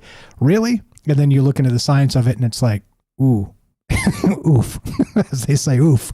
I was wrong. I must have been wrong. What's up, John 5BS either on Rumble? Love to hear your thoughts on this. What do you guys know about it? Look, I don't know. I'm not the arbiter of anybody's truth, so barely my own, as I always say. So if you're here for truth, you're in the wrong place. We're just talking ideas. Love to hear what you think. 702-957-1037. Click the Discord link at troubledminds.org. We'll put you on the show. Just like this, thanks for being patient, my friends. You are on Ricky in Tennessee, the Anything is Possible podcast. What's up, brother? How are you tonight? And go right ahead. Good. How are you doing? Oh, pretty good. I cannot complain. Talking static dreams and these cross-reality radio signals. What do you know about it? And go right ahead. I wanted to call in. One was me and after everybody went to bed last night, me and James were still talking till like 5 this morning. But I was telling him about I had a dream earlier. Well, I guess it's last week now because it's Sunday. But last week I had a dream, and I was sitting there, and it was like I was again. I was like in a different realm because of his. I feel like I keep going to the same place because I had the same one. It's like I was in the same area because I've done it before. I've been in there, and like, well, I was taking people, hey, we're going to your parents' house, and we went to my parents' house, but it wasn't the one that I had the same parents, but I didn't have the same. It wasn't their house that I'm used to, whatever. And the same thing, like the same situation happened again this last week, and I was at. I don't remember exactly where I was at. The thing that got to me was as soon as I laid down there at that place, I was like, well, I'm gonna take me a nap. As soon as I laid down, I woke up here, and it was one and one's going, oh, and that history, it was the, maybe we've talked about it on here before. Maybe we. With the lucid dreams and that the wavelength and stuff, maybe we are tapping into like the multiverse, and which that Willow and quantum computing actually said there is like a multiverse, there's multiple. So maybe we are tapping in once we hit that lucid dreaming. We are actually tapping into that multiverse and seeing our alternate reality of ourselves into a different world. It's us, but it's I guess we made a few different choices over the world, or whatever, and but it's pretty wild to to think about that. The possibilities are there. Yeah, 100%. And the more I think about it, the more I go, all right. So it's kind of starting to make sense. The old conspiracy theorist with the what is it? Sunny. What's the show called? You guys have seen the meme where he's kind of making the connections, got the dots on the map. But everything's sunny in Philadelphia, something like that. Anyway, it's something like that. But I feel like that when I'm kind of going back and looking at this information and thinking about it along with you guys, is that if that dream realm is the portal, it's our actual sort of portal in our mind to take us to other realities. And that dream realm is that brackish space. It is the portal where we get to every other realm possible. It is, again, conceptually, that it makes sense that they are putting fluoride in the water to keep us from there, to keep us from actually accessing, well, the multiverse at large, or again, other ideas, other greater ideas as part of it. And me personally, I mean, I know you guys are probably all super weird like me. Otherwise, why would you be here talking about this stuff late at night with a weirdo and, thinking about wild ideas? But I say that because for a very long time, I've been like, something isn't right. Like, I call it control mechanisms. And there are, terrestrial ways to look at that, really normie ways to consider, governments and education and, all that stuff. It all plays for sure. But then also it feels like, with sort of the dogma cycles and a lot of the other stuff in the, the spirituality realm, it feels like it's the same thing. It's just sort of presented differently, in my opinion. I don't have the answers here, but just kind of throwing the idea out.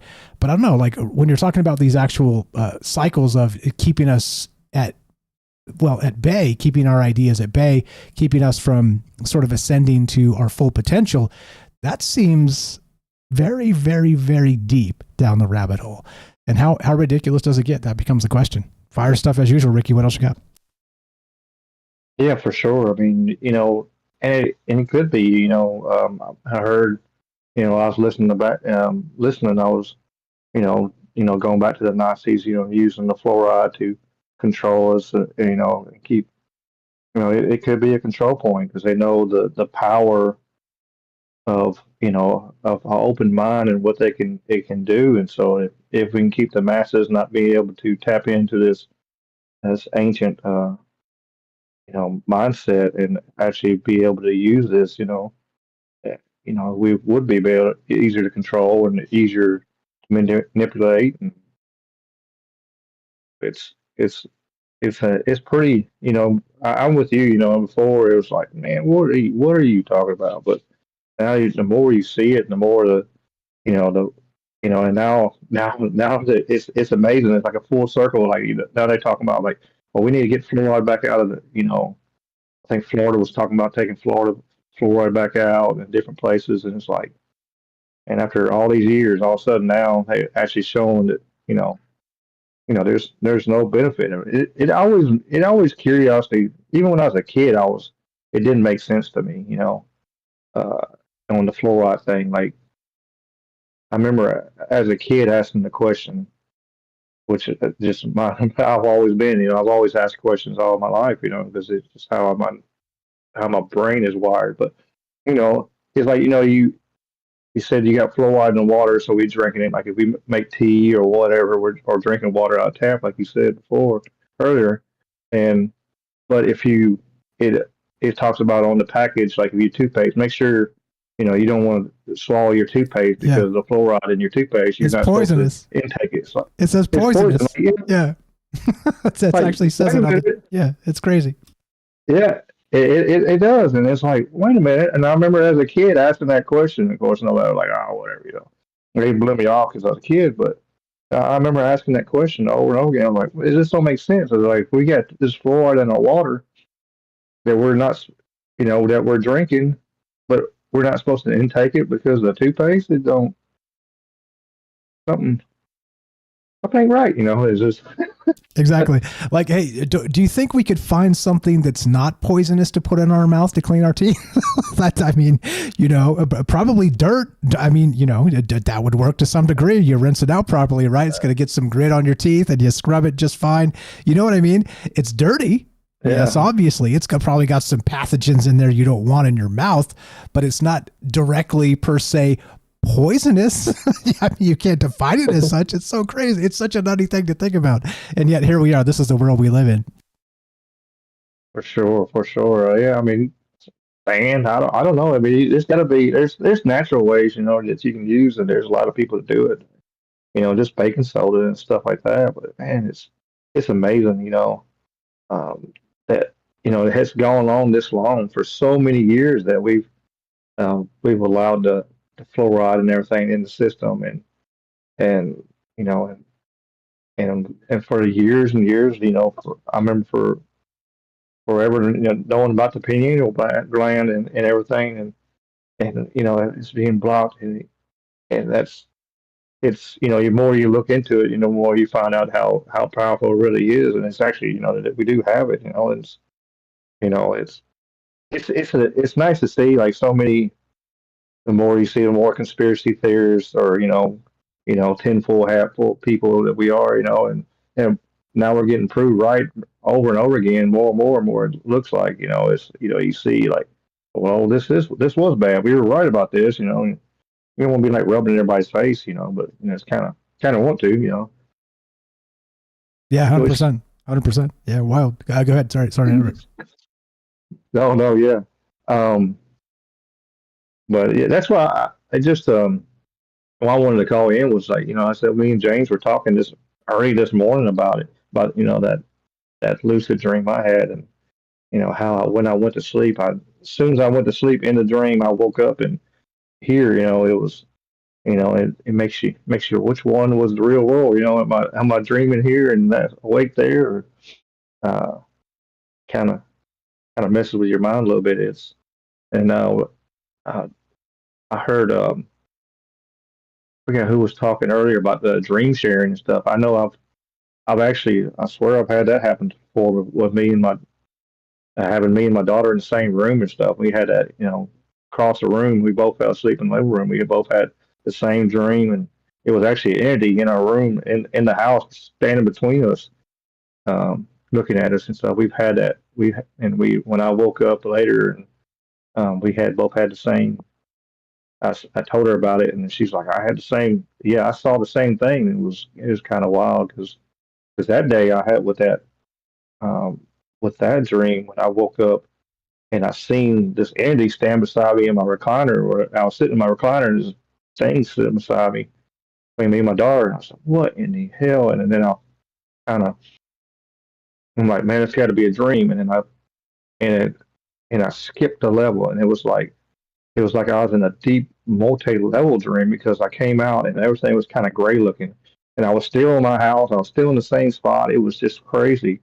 And I'm sitting here, I'm like, okay, everything cool. And then I'm like, man, there's something wrong here. And finally, I woke all the way up, and like the light in the kitchen was on, because we just was watching movies, and passed out watching movies, and so we had left the kitchen light and everything. It was one of the freakier times of dreams and actually having that, and then her having the same dream at the same time made it even more freaky for us, Yeah.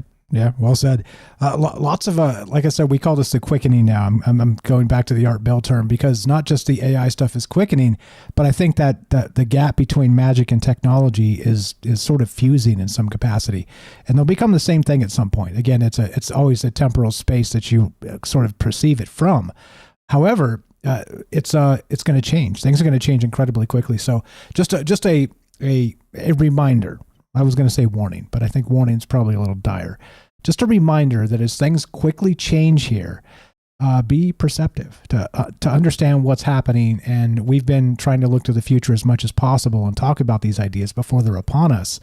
But don't forget that it is coming. And, if you've been following any of the AI stuff or any of the systems as they develop them, or any of the AI agents, which are about to hit this year, the world is going to change quickly, and hopefully for the better. Cross your fingers. Let's manifest a better future and not the worst.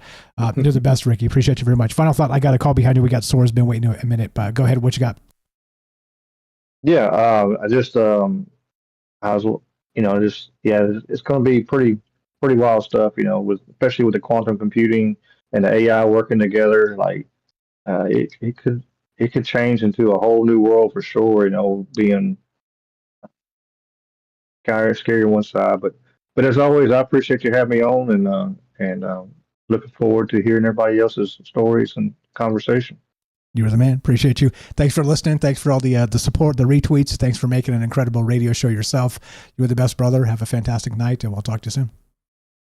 Yes, sir. Thank you. Thank you. That's Ricky. Anything is Possible is the name of the podcast. Search A.I.P. space Ricky. You will find his podcast. You can find it at troubledminds.org/friends. It says follow Ricky here. Please do that. He's here on the network with us. He's again prolific. He's doing all kinds of stuff. He's doing live streams these days. He's got some short form podcasts. Please go support our friends. That's the whole idea of doing this, to talking to regular people about extraordinary things. I think we need more of it in this world.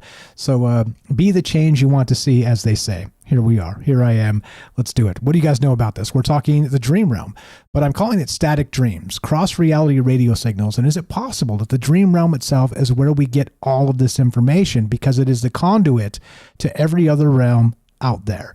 You see, it's in our mind. Except if it can be manipulated against us, then we have a problem accessing the gateway to all other realms entirely. Just an idea. I don't really know. But what do you know? 702-957-1037. Click the Discord link at troubledminds.org. I see average discussion. You're at the top of the hour. Hang tight. We'll get to you. And I thank you for the note. You'll call back if it doesn't work on the Chromebook. No problem. Let's go to Sora on Twitter X.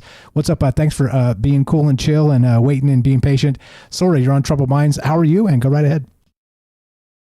Yo, can you hear me? Yep, loud and clear. You sound great. Go right ahead. Yeah, okay, cool. I was kind of sad to hear Ricky go, because I was really interested in that whole shared dreaming experience thing. I mean, like, I've never really experienced that myself, and I would love to, but it sounds like super freaky. And it's like, it's not like I don't believe in it or anything, but it's like really an experience that I would want to have, you know? Yeah, I feel you. I think it's coming. They're working on technology where we can actually do this together. I mean, it's very Inception-like, if you've seen that movie, which is creepy. But I mean, this is that technology of the quickening that I'm talking about that's coming. You know, I've said this in the past. I don't remember my dreams really hardly at all. And it might be a number of factors, back to the pineal and fluoride, and I, you know, probably drink a little too much beer. There's all that type of stuff that goes into it. But then imagine when all of that just goes by the wayside, and they just, like, you know, you lay down in a bed, I lay down in a bed, they put sensors on our head, and then they're like, okay, 3, 2, 1, you're now asleep, and then we're sharing a dream. I mean, this is coming, man. So maybe we don't have to wait too much longer. Yeah, I remember hearing a lot of talk about it in the past. Oh, sorry. You're good. Go ahead.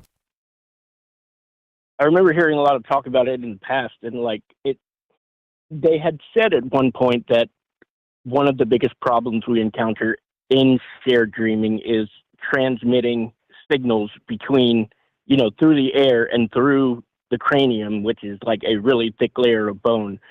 But I don't know. You guys also mentioned just a few minutes ago about convergence and how a lot of these different disciplines in science and metaphysics and whatnot are coming together in very strange and extremely salient ways these days. Like it's all coming together, and I do find it kind of weird that in this time that we are in, which is, you know, either very fraught or very full of tumult or very tumultuous, that that all of these different disciplines, everything seems to be coming together kind of like, you know, puzzle pieces and whatnot. And as far as shared dreaming goes, or static dreaming, I wanted to share what I remember having a conversation with you some weeks back, and the group was talking about how about what was going on in Jersey and the UAPs flying around and everything, and nobody knew what they were. The government tried to blame it on Iran and whatnot. Some people said DARPA, etc. And at the time, I had been like recording my dream metrics, like how long I was in REM sleep, how many times in the evening I would wake up and then go back to sleep, and core sleep and deep sleep. And you found that my iWatch, the thing I was recording it on, had some really strange metrics that always coincided with the strangest dreams that I would have. Since we had that conversation, they have persisted in, not constantly, just intermittently. And so I wanted to talk about the one that I had most recently, and that was last night. And I came and once again came up with the same metric. There's this big gap in all of the recording, and it just looks completely weird. I'm glad I've been recording this, because now I actually have a record of the strange things going on, and I haven't been able to find any like coinciding reports looking online, just trying to explain this for myself, like what's going on. But anyway, I had a dream last night that that I was in my old like elementary school. I was me as I am this age, this day and age, and I was hosting like a bunch of like students, like children, like a big, I guess, at least 10 or 15 children. None of them looked familiar, and their teacher. And once again, this was in my old elementary school. Haven't been back there in years, but it seemed like I was there, and it seemed like it was yesterday, if you get what I mean. And like, okay, so I can barely remember the dream itself, but I remember like taking them out for recess and like teaching them how to play football the way I played football back when I was a kid, etc. And the one thing that stood out to me in this dream, other than it being so familiar and a dream that I almost like never had, like dreaming of like elementary school and whatnot, was the teacher. And you would think in this dream that I would be the teacher myself, but this teacher stood out to me as strange because, like, less than she had her eye on the kids, she was really examining me and what I was doing. Like, I remember in the dream remarking that I noticed that it was weird that she was paying more attention to me than she was the kids. And at one point, like, I know this goes on to sound weird, like I put on a video for them to watch. I think it was like the Odyssey, which came out like way back in, I don't remember, this starting Amon Desante, et cetera, And while I was watching, I looked over and the teacher was sitting in the teacher's desk, and she had this really stern but like homely face, long dark hair. Never really had a teacher like that before. But she was staring at me, and she had her arms crossed, and she was just looking at me with this like really stern and fixed look.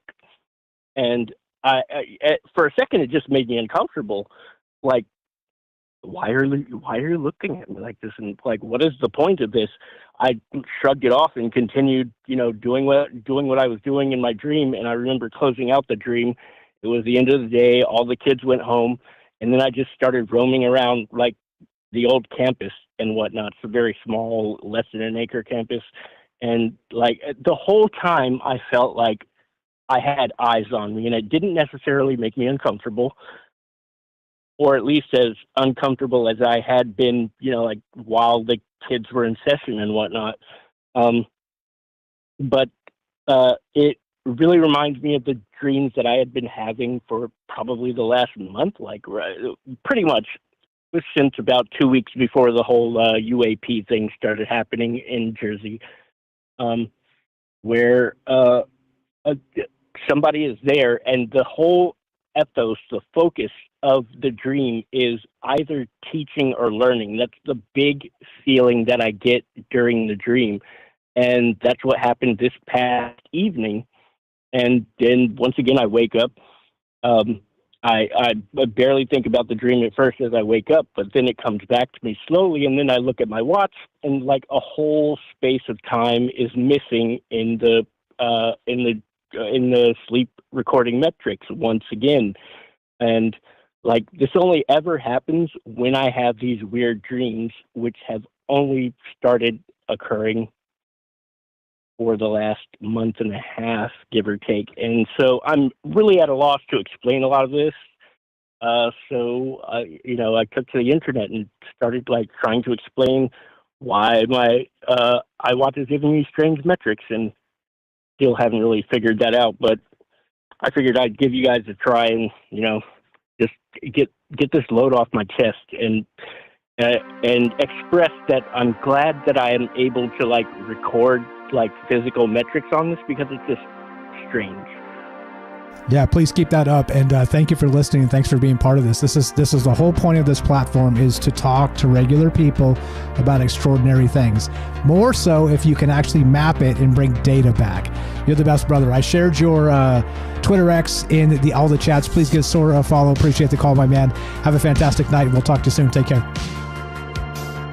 Appreciate you. Thank you. Thank you. Be right back. More Troubled Minds on the way. Don't go anywhere.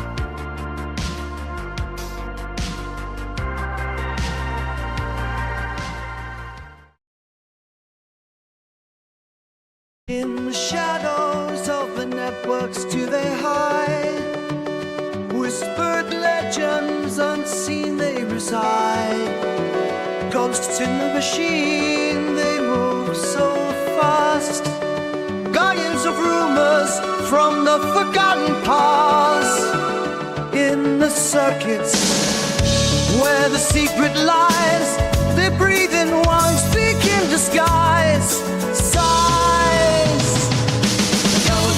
The machine, you're free. Ghost in the machine, let me be. Ghost in the machine, can't see, but you're teaching me what it means to be. Surveillance eyes can't pierce the veil they weave. Invisible wisdom in code they believe. In the ether where freedom's not confined, they leave no trace, no shadow left behind. They navigate navigate through the digital stream, living legends in his privacy dream.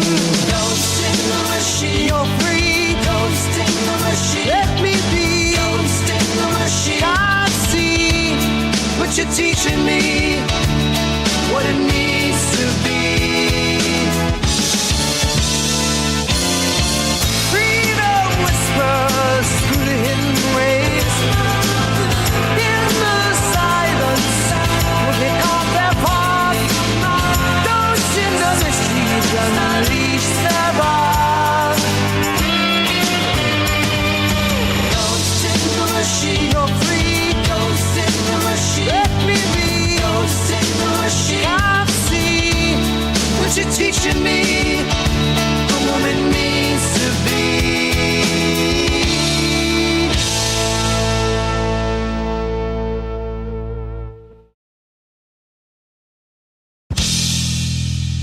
In the jagged cold they find their might, guardians of a world forever in twilight. In Krishna's warriors they silently strive, protect the truth, keep privacy alive.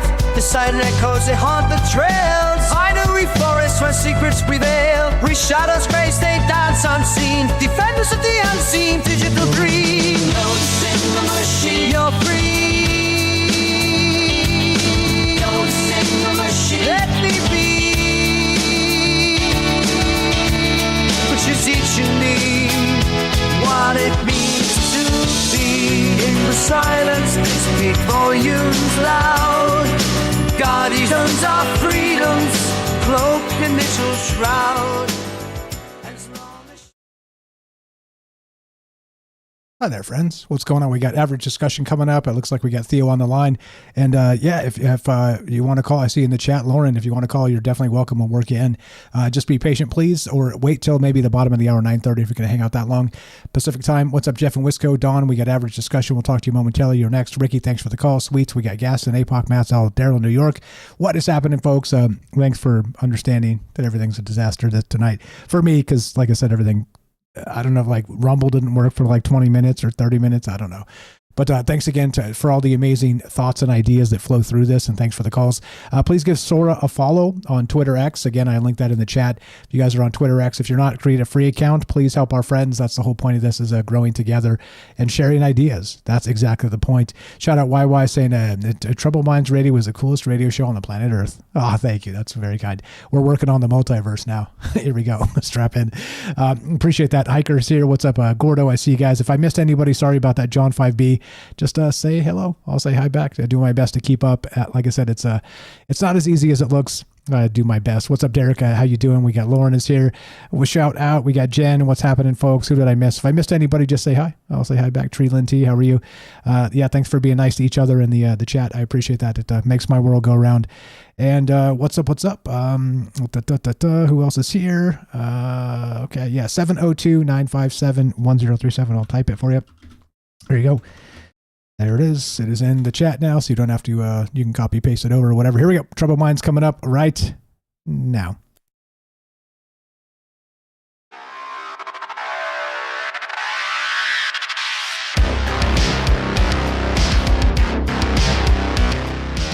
Welcome back to Troubled Minds. I'm your host, Michael Strange. We're streaming on YouTube, Rockfin, Rumble, Twitter, Twitch, DLive, and Kick. We are broadcasting live on the Troubled Minds Radio Network. That's KUAP Digital Broadcasting. And, of course, 88.4 FM Auckland, New Zealand, which is getting a big upgrade coming later this month. If you want to be part of the show tonight, we are taking your calls at 702-957-1037. We're talking static dreams, cross-reality radio signals, and is it possible that that brackish reality that's always on my mind is the dream realm? And the big the big conspiracy within our reality is to keep us from accessing those realms to bring back pertinent cosmic information that we need as a society, as a global society. Hey, look, I may be a conspiracy theorist and I may like to daydream quite a lot, but I do think that, as I said, that actual convergence of technology and magic is coming. And so if you want to be like, no, Mike, come on, that sounds ridiculous, that's fine. You're probably right. Let's talk in 6 months. Let's talk in 2 years, which is why we do this, to try and stay ahead of that curve and think about these ideas before they're in our lap. If they're on our lap, it's too late to consider the implications because it's already here. You get it? That's the whole point of these conversations. Thanks again for being part of this, each and every one of you. Thanks for the amazing callers. Thanks for the amazing people in the chat. Thanks for everybody out there listening. 702-957-1037. Click the Discord link at troubledminds.org. We'll put you on the show just like this. What's up, Average Discussion? What's up with the Average Discussion podcast? How are you, brother? You're on Troubled Minds. What's happening? Go right ahead. Yeah, I'm good, man. Can you hear me? Yeah, you sound good, loud and clear. Working through the Chromebook like a champ. And you had a little warble there on the internet, but I think we're good. Go right ahead. What's on your mind? Sorry. So if it gets too bad, just let me know and I'll drop off.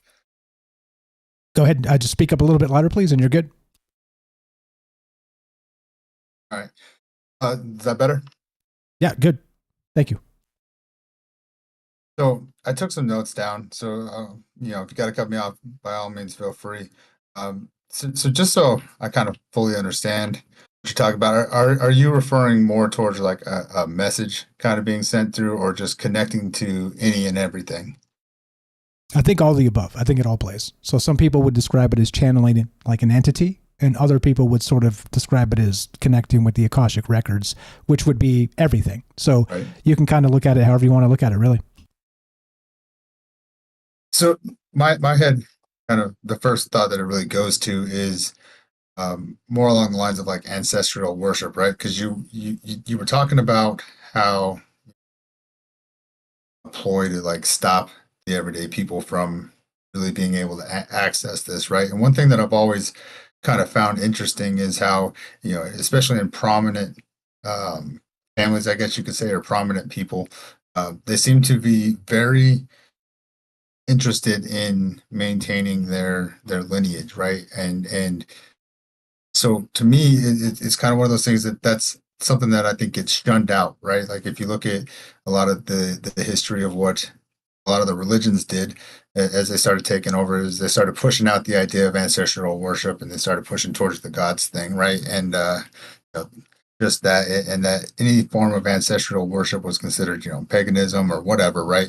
And I'm wondering if maybe that's kind of alluding to a little bit what you're talking about with why they might want to keep us away from that. And I say that because my experience with dreams, they're more like memories at this point, right? And sure, some of that could be due to traumas in life, things of that nature, right? But more like dreams, or memories, excuse me. So, when we have these dreams that make no sense, are we maybe connecting to somebody else's, somebody else's memory, like living through it? Like, I don't know if you've ever seen the show Preacher that AMC put on, but they get stuck going through each other's hell loops. Yeah, right? And so maybe it's something like that. I've seen like 2 episodes of that, and it seemed good, and I'm not sure why I stopped watching it, but it seemed like I should have kept watching it. But that seems wild. Okay, so it's real slow. Yeah, that's probably why I stopped. Okay, so here's the thing. So explain that to me. So they were experiencing each other's hell loops. Please clarify. That sounds amazing. In a way, right? So they're able to go. Basically, the kid gets sent to hell, and he ends up going through Hitler's hell loop. Basically, it's a whole story of how that happens. But in essence, he's able to experience the hell loop that individual has, right? And so I wonder if those dreams that we have that make absolutely no sense to us, right? We can't even, we wake up and we're like confused. I wonder if it's something like that. Maybe we're sharing somebody else's memory or dream that they're able to create themselves, right? What is it called? Lucid dreaming, right? I think somebody talked about that in the chat. Correct. Maybe we're just sharing that experience, and that's why it makes no sense to us, because we have no context for it. I don't know. That's just kind of where my head went when talking about shared dreams across each other's realities and stuff like that. I have a lot of those. I have a lot of dreams that just make absolutely no sense to me. There's no reason that I should be dreaming about any of those things. Like who thinks about cocaine and sharks with Uzis? Nobody. So I've got a movie for you. It's called Sharknado. I don't think there's any cocaine in it, but so clearly people think about that stuff, and I wonder if those wild, crazy ideas do come from dreams. And look, like I said, it seems ridiculous to say, but you mentioned it, and I just saw this on AMC a couple days ago when I was like, Sharknado. Me and my wife were watching this, and we're like, let's change the channel. Let's put on an infomercial instead. But it doesn't matter. I have a similar one that, again, I don't remember my dreams often, but I have an actual recurring dream of this massive reptile, like so big, like smog, like big, that it like a dragon or something. I don't know if it has wings or if it's like a snake or whatever. It's just a reptile that's so big, its eyeball can fit in my window as it watches me. So I don't know what the rest of it looks like, but I know that this reptile entity is watching me in my dreams.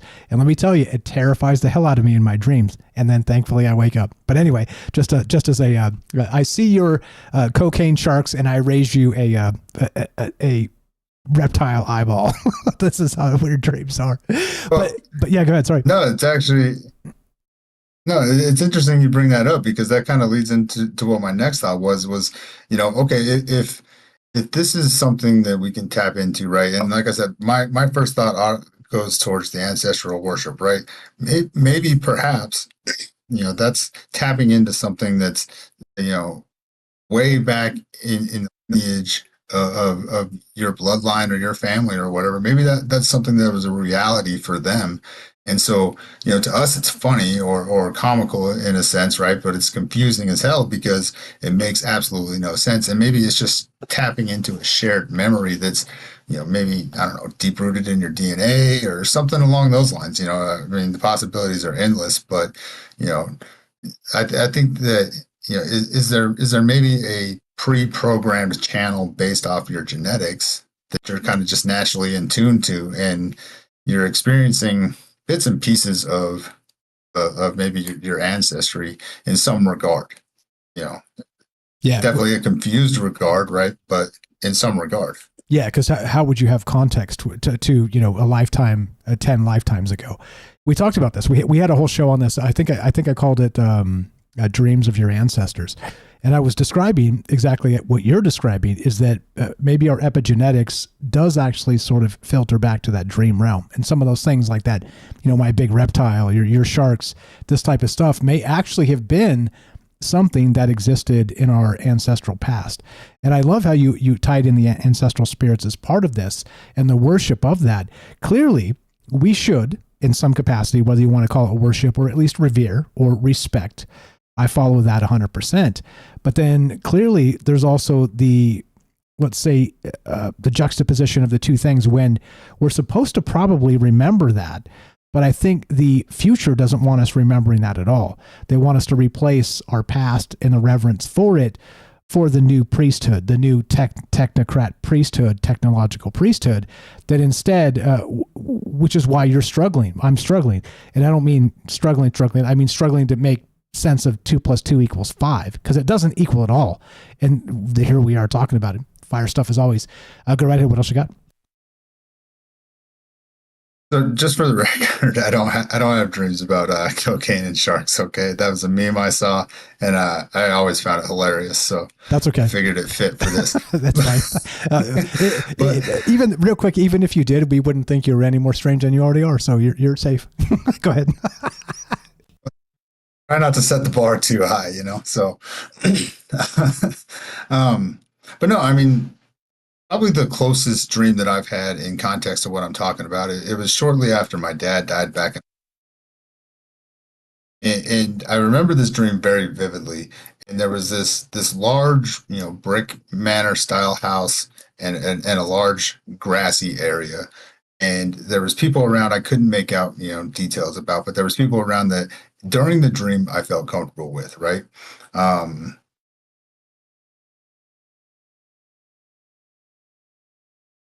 Something to do with my dad passing, but as I look at that a little bit further, obviously now as I've looked into other things and stuff like that, I wonder if maybe that was kind of like a a meeting place of some kind for, maybe my family line or something along those lines, right? Because that's the only thing that really made sense to me, because the surrounding area was definitely not anywhere where I lived at the time. I think I was, I was in Utah, but that's all desert. And so I never really looked at that outside of the fact that, oh, well, it makes sense. My dad died and now I've got these weird dreams going on. But, as I'm listening to kind of what you're talking about, what the other guests have come on and talked about, it makes me wonder if that's really kind of what's going on. And I think that would be a huge motivating factor for people to want to suppress, because like you said, that you talked about on another episode or whatever, that, they don't want us to follow that. And I was looking up, I think it was Taoism one time, and I was kind of reading some books about it, and forget what it was called exactly. They were talking about, in I think it was the Japanese culture in particular, that there was a very large emphasis on a certain time of each month or whatever, where you were supposed to give offerings to your ancestors, right? And if you didn't do that, then in the afterlife, that their life was kind of miserable, right? And so, that's where I really started thinking about, okay, well, that makes sense as to why, elite individuals or whatever would be interested in that. And maybe that's a possible reason for their continued success, because in the afterlife, their ancestors are still doing well. And we've all moved on to this idea of, okay, well, I need my Instagram, I need Facebook, I need my X, I need my whatever. And as a result of that, we keep finding ourselves our head against the wall. You know what I mean? Yeah, I follow you. It's a wild thing, that social media thing. I've been doing a bunch of experiments with it recently, specifically X. And some of those people, like the top people, I mean, they literally are just tweeting all damn day long. They're like replying all day. They're tweeting stuff all day. It is incredible. And I tried to keep up. I tried to do it, and I was like, I'm testing another account, and I'm just like, bro, this is like all day. This is a full-time job. Like, what is this garbage? Like, are you kidding me? It's nuts. But it's the dopamine business. It's I don't know. There's definitely some nefarious actors in play here, and people that kind of don't really give a crap or care about particular things. They just want particular narratives, and specifically money, right? The hottest take gets the money. And so you get these like sort of schizos, and I mean that in the nicest way, just posting hot take over hot take over hot take. And it's like, really, this is society now, I guess. You're completely normal and boring if you have a completely normal take. Okay, well, welcome to the real world, and this is dystopia. Here we go. So strap in. It's coming. You're the best, brother. Appreciate it very much. Sure. We got Theo behind you a little bit, so kind of wind it down. Final thought ish or so. Good. And thank you for listening and sending me those nice messages today. I appreciate that. And my phone was dying, so when you sent them to me previously, I couldn't get messages on X, so I got a new phone, so we're good now. So sorry about all that, but go right ahead. Final ish thought. Go. All yours. Good. All yours. No, I mean, I think I said pretty much a lot of everything I had written down. So, my biggest thing is don't try not to forget them, because I think if I would have looked into that dream that I had, like I was telling you about after my dad passed, I think if I would have looked into that a little bit sooner, right, it probably would have put me down a little bit of a different path a little bit sooner, right, and I kind of wrote it off. So even if it's kind of strange, don't write it off. At least look into it. Don't come back to it a few years later and just be like, oh man, I kind of missed an opportunity to maybe look at things a little differently. Amen. I guess. Well said, brother. Please go. What's your first name again? Please remind me. I'm terrible with names, as you know. Oh, it's Average? No, I'm just kidding. It's Chris. Okay, Chris. Please follow Chris. Average Discussion is the name of his podcast. We will get you on the network. I did listen to you, and I didn't get to feedback. You do a great job. I appreciate it very much. Please, as time allows, keep up the good work. I appreciate you listening. Thanks for chiming in here as you get time, and just keep doing what you're doing, man. You're right. Your mind is in the right place as far as I'm concerned, but I'm only one dude, and the conglomeration of us together will make something special. I promise you one day. More special than, measurable by commercial standards. We'll see. We'll see what happens. Appreciate you very much, Chris. Thanks again, and we'll talk to you soon. Have a great night. Okay, thank you. Thank you. Again, give him a follow. Chris Average Discussion is the name of his podcast. I've listened to it. I really have. In the past, he sent me a thing, said, hey, Mike, go check this out, please. I want some feedback. I never got back to him direct feedback because I'm so busy. I'm so sorry, guys. If I did that to you, I'm sorry. He's one of the guys that kind of fell off the thing just because I didn't have time. I'm sorry about that. So please send me messages. If I forget, just keep the pressure. Keep the pressure, and I'll get back to you. I promise. Like, if you guys knew how much was on my plate, you'd be like, Jesus, Mike, you shouldn't be doing any of this. You're right. I probably shouldn't, but I'm doing my best to keep up. So thank you again for the interest and the ideas, and thanks for caring, and thanks for doing great jobs out there on all the podcasts and everything else. Average Discussion is the name of the podcast. Please follow Chris. I linked it in the description.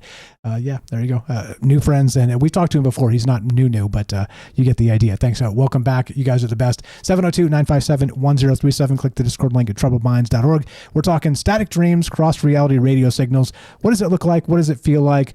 What does your intuition tell you about this particular thing? Let's go to Theo, the official poet of Troubled Minds. What's up, brother? Thanks for being patient. You are on Troubled Minds. How are you, sir? Go right ahead. Oh, hey, what's up, Mike? Hello. Just doing my Gen X thing, hanging out, talking to amazing people. Yeah. Is my audio okay? Yeah, you sound good. All right, yeah. So I just had a question for you. You're doing the show on static dreams and cross-reality radio signals, and I can't help but notice that you are a radio host. Correct. Correct. What made you make this decision? Because you made this decision and you've stuck with it for a long time, and just I don't know, what inspired you to become a radio host? Art Bell, Michael Savage. I grew up in the Bay Area listening to Michael Savage during my commutes. He's a no way. Yeah, Michael Savage is a what is he? So he's a conservative, but he's a non-partisan conservative, meaning he's not a Republican. So he's kind of outside of their sphere, but so they share some sort of cross talk there with their ideas, but they've basically blacklisted him. They've taken him off the radio because he's not mainstream Republican or whatever. And just because I listen to it doesn't mean that I'm a Republican, just for reference there. But he was an amazing radio host. If you guys don't know, Michael Savage was a big inspiration of mine. And the reason why is because he wasn't always talking politics. He got burnt out on it, and it would kind of come in cycles. And he'd do some good stuff, and he'd do some cringe stuff, like we all do, right? Like you end up talking and talking and talking and talking. Eventually, you're going to do a cringe thing here and there.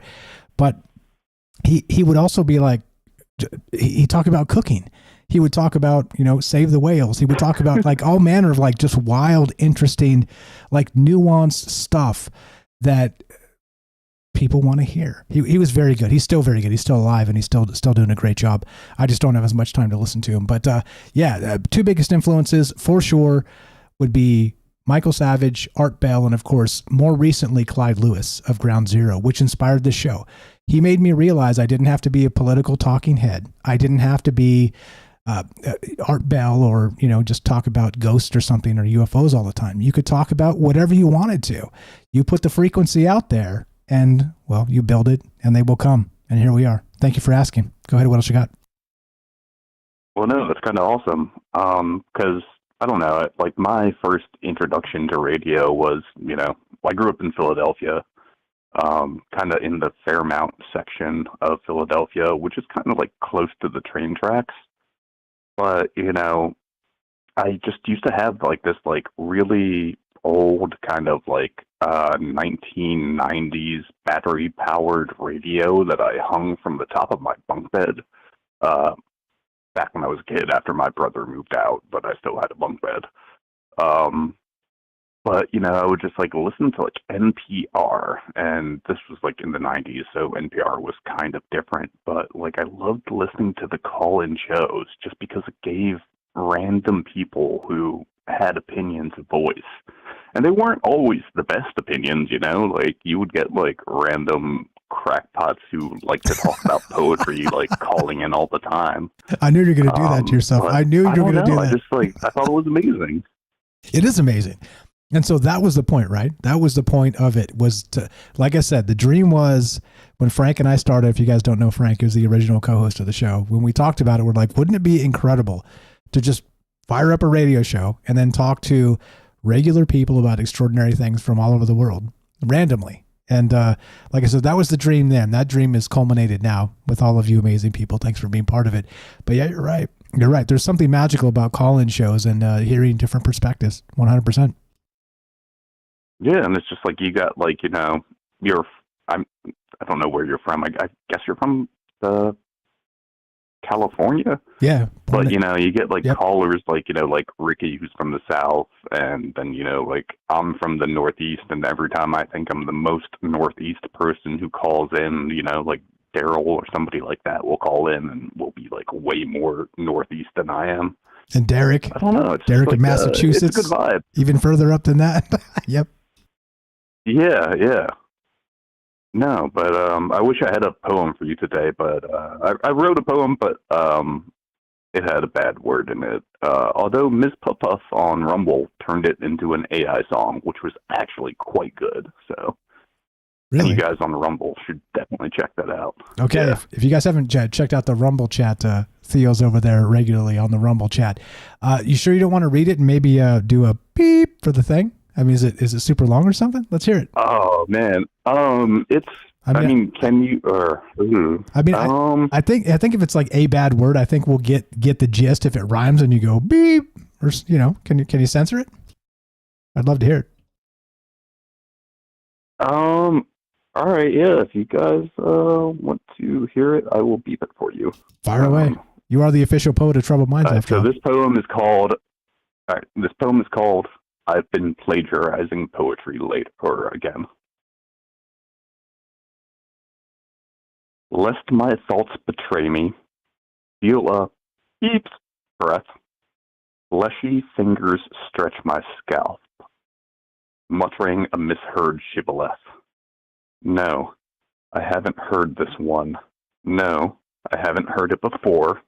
Just recant your prior testimony, lest it get in the way of established lore. Why? There is a crime in waiting. Your decisions should be made. Our shared thoughts awaiting. Let your honesty be displayed. Fantastic. Fantastic.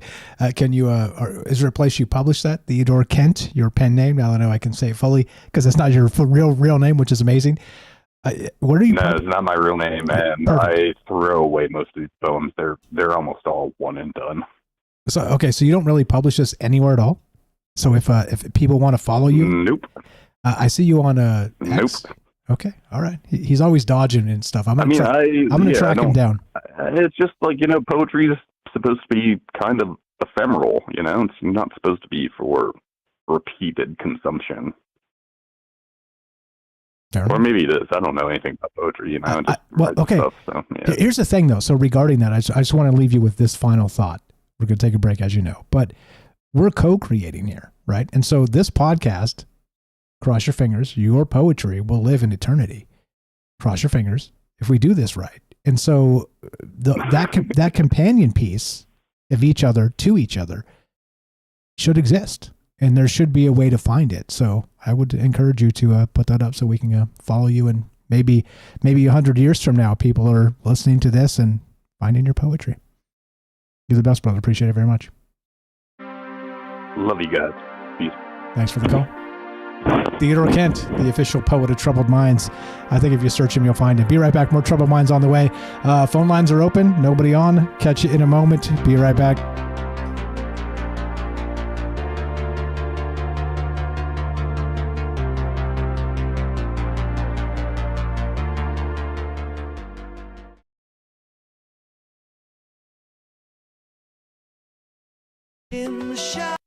They're out there in the sky, invisible lines, a secret fleet they say, hidden in plain sight. It's a cloak and dagger play, under spectral light, fiction or real life. I've lost the fight, saw their shadows cast On my bedroom wall, ghostly whispers faint, answering no call.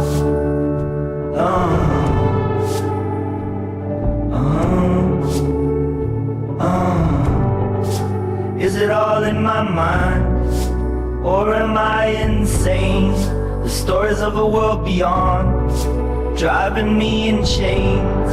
The streets are silent now, the truth's veiled in mist. Looking to the stars above, wondering what I've missed. Echoes in the night, silhouettes out of sight. Their eyes are watching closed, unseen by the day, hiding in the dark where shadows play. Government secrets whispered, never to be told. Underneath the cover of night, is there truth to behold?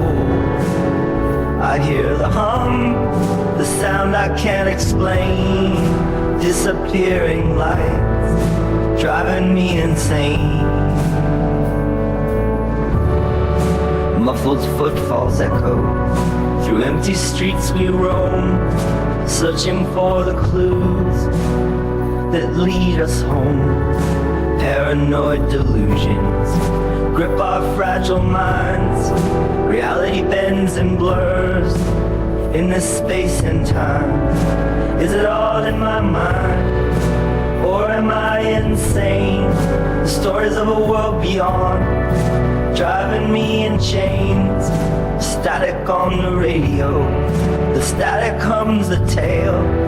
In basements and attics, secrets sift like mail. Eyes behind the blinds, knives behind the backs. Conspiracy we ride on paranoid tracks. Is it all in my mind, or am I insane? The stories of a world beyond. Indeed. Yes, or we do have a Discord. I'm trying to, hold on. Troubledminds.org. Click the Discord link. It's right on the top. It'll invite you right in. Join the thing. Come say hi. Appreciate the call. Thanks for listening. I just tried to drop it on X and it said hidden use copy button because, well, X doesn't like links. So yeah, troubledminds.org. Click the Discord link right on top. It'll give you a direct invite. If not, I'll tweet it to you later. I'll find a way to get it to you. Yeah, appreciate that, Ricky. Thank you. Yeah, what's up, guys? Got another segment coming up. Dreams are easy, right? Static dreams. I'm calling this cross reality radio signals. Thanks for being part of this. But is there something more to it? That really becomes the question, right? Thank you, Herschel, for that. Thank you, Ricky, for dropping the things. Pyramid 7, I see there. I can't seem to get Discord to search either. Yeah, troubledminds.org. Click the Discord link. What's up? Thanks, Theo. Fire stuff. Here we go. More on the way. Love to hear your thoughts. Nobody on the line, so if you want to get in, it's your turn. Here we go.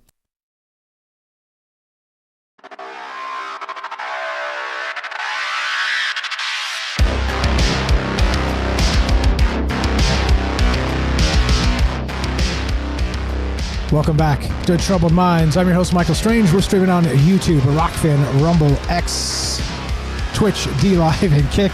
We're broadcasting live on the Troubled Minds Radio Network. That's KUAP Digital Broadcasting. And, of course, 88.4 FM Auckland, New Zealand. That's, of course, terrestrial radio down there in New Zealand. Shout out our friends way down there in the other southern hemisphere. Tonight we're talking static dreams. I'm calling this cross-reality radio signals for a couple reasons, right?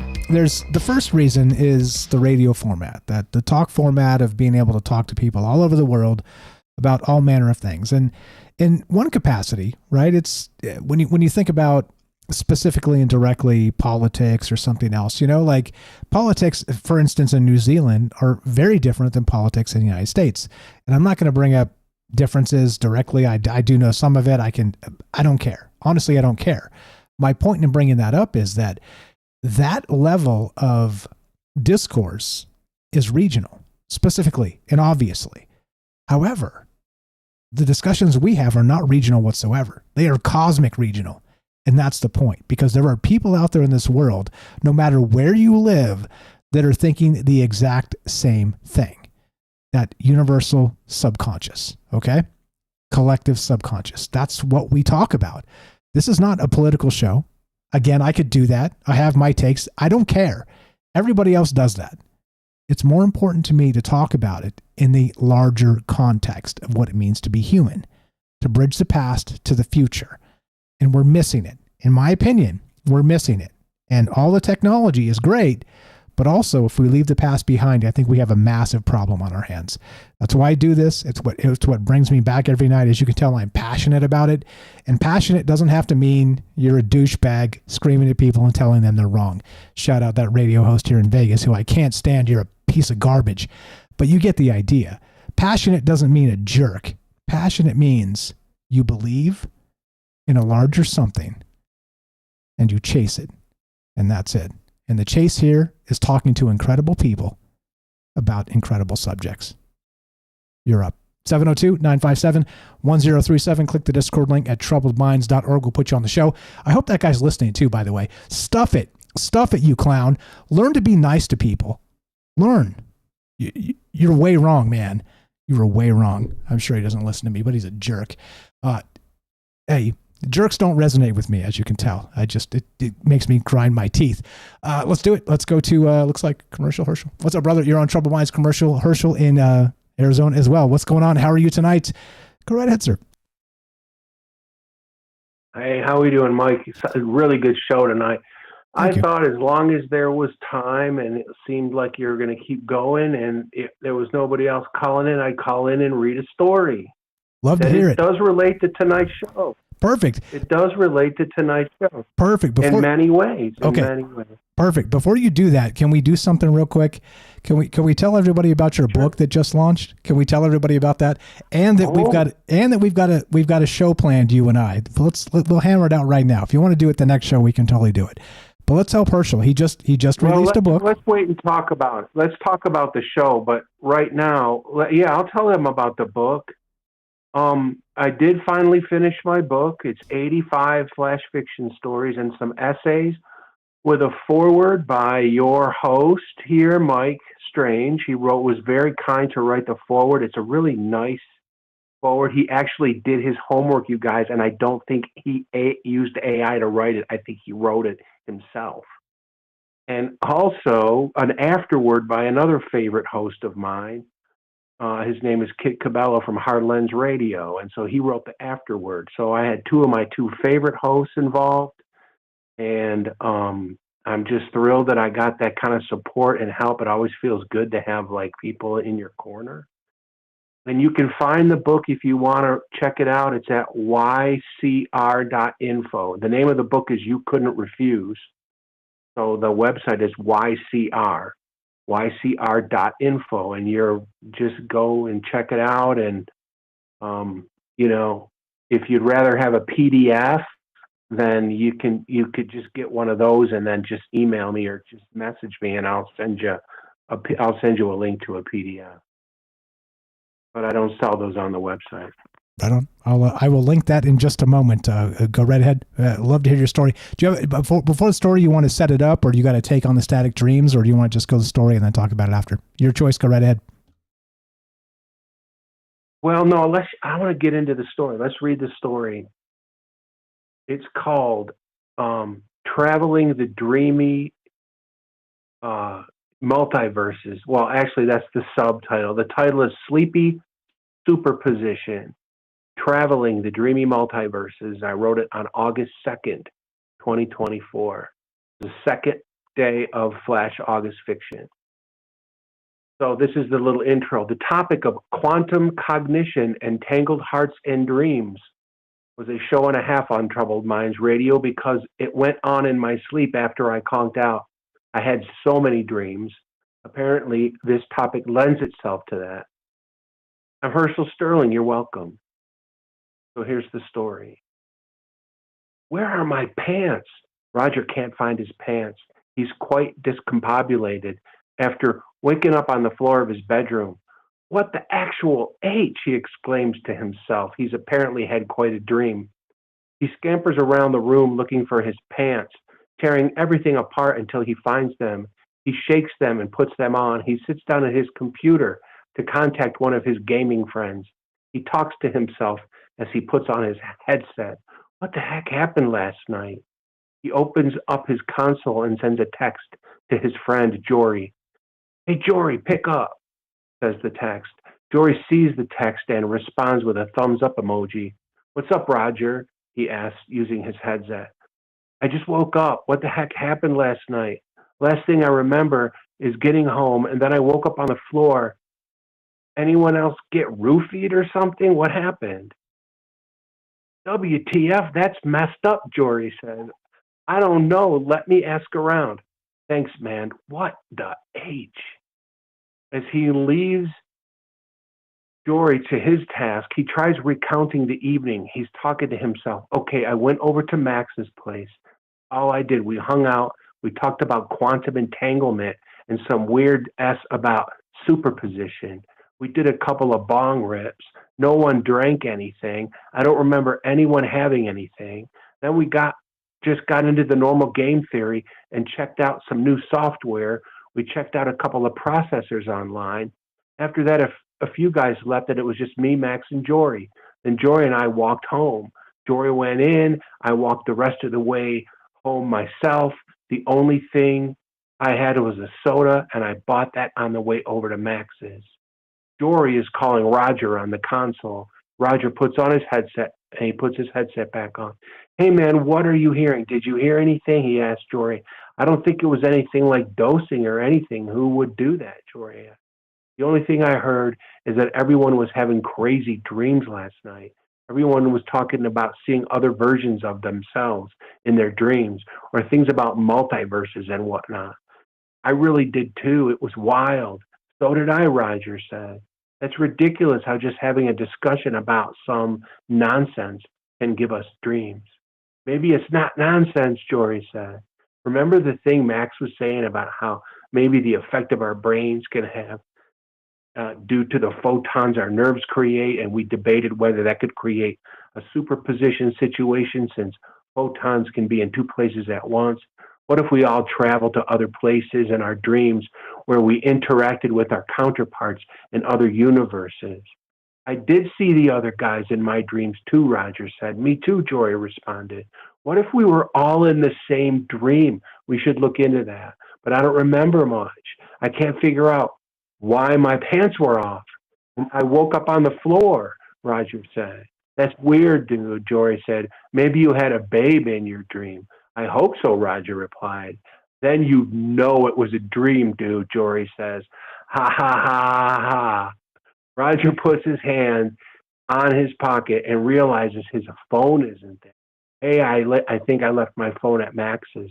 Jory responds, no, dude, you were walking with me last night and you were talking to your mom. I remember saying hi to her. You're right. It must be here.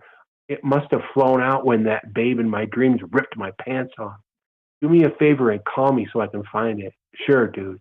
Jory calls Roger after a minute. He responds. It says, not in service. What? What the flip is going on today? What the actual H?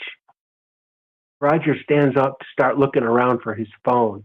He plunges his hand into his pocket where he usually keeps his phone. He feels something unfamiliar in there. Hey, bro, there's something definitely sus going on here. Jory responds. What do you mean? There's this weird thing in my pocket. It's like plastic and it's a disc. It's round, but it has a bulge on one edge. I have no idea what it is, where I found it, or how it got here. It has a couple of little holes in it. The two of them decide that they need to get all the guys back together. They want to find out if the other guys had similar dreams, if they were all the same dreams, and if any of the other guys had any blackout type experiences. They all have time to do it right away. Everyone is home for the weekend, so they will all go back to Max's place and talk. When Roger leaves, he decides to leave the disc on his desk because he doesn't know what it is. He thinks it might be a tracking device. And if there is somebody harassing him, he doesn't want them to know he's going to be at Max's parents' house. He's suspicious enough as it is. Before he leaves, he calls Jory. Jory, don't let anyone know about this thing I found in my pocket. Let's see if any of the guys bring it up in case they're in on it. Maybe they'll slip up and mention it. Okay, dude, that would be funny if they gave it away, Jory responds. At Max's place, they all talk about their dreams and what was similar about them and different. They all explain the scenarios in which they saw themselves in other universes and the contexts in which they saw each other. There's nothing cohesive, really. It's just a wild situation that they all say they will never forget. And they decide to create a quantum dream club to see if they can get a better handle on it. Once a week, they will all get together and read about quantum entanglement and discuss it and the possibility that all the neural networks in their brains are emitting photons that create a situation of superposition. They all also call Roger's phone to see if they can get the voicemail, and no one can. It just says it's out of service. When Roger gets home, he wants to inspect that disk he found in his pocket. He goes to his desk to get it, and laying there, rather than the disk, is his phone. He uses it to call Jory. Jory picks up. Dude, you found your phone. Roger responds, what? The actual H. The end. That is, I love it. That is 1,122 words, and I wrote that story in less than 45 minutes. There you go. And so for those of you that don't know, Herschel here is a prolific author, obviously. However, he did a flash fiction month. Which month was that you did this? I did one in February and I did one in August. And between February and August, I wrote probably another, they're all in the book, another 10 or 12 more, maybe more than that even, 12 more. And then I also took some of the ones that I did. Some of the stories I did are older stories that I just wanted to throw in because I wanted a nice strong number. 85 is a really good strong number. So I just found some old stories that I had done years ago and just reworked them a little bit. And then a couple of them are stories that I had just done audibly without writing. And so I transcribed them and then edited them significantly so that they would fit, so it would work on paper.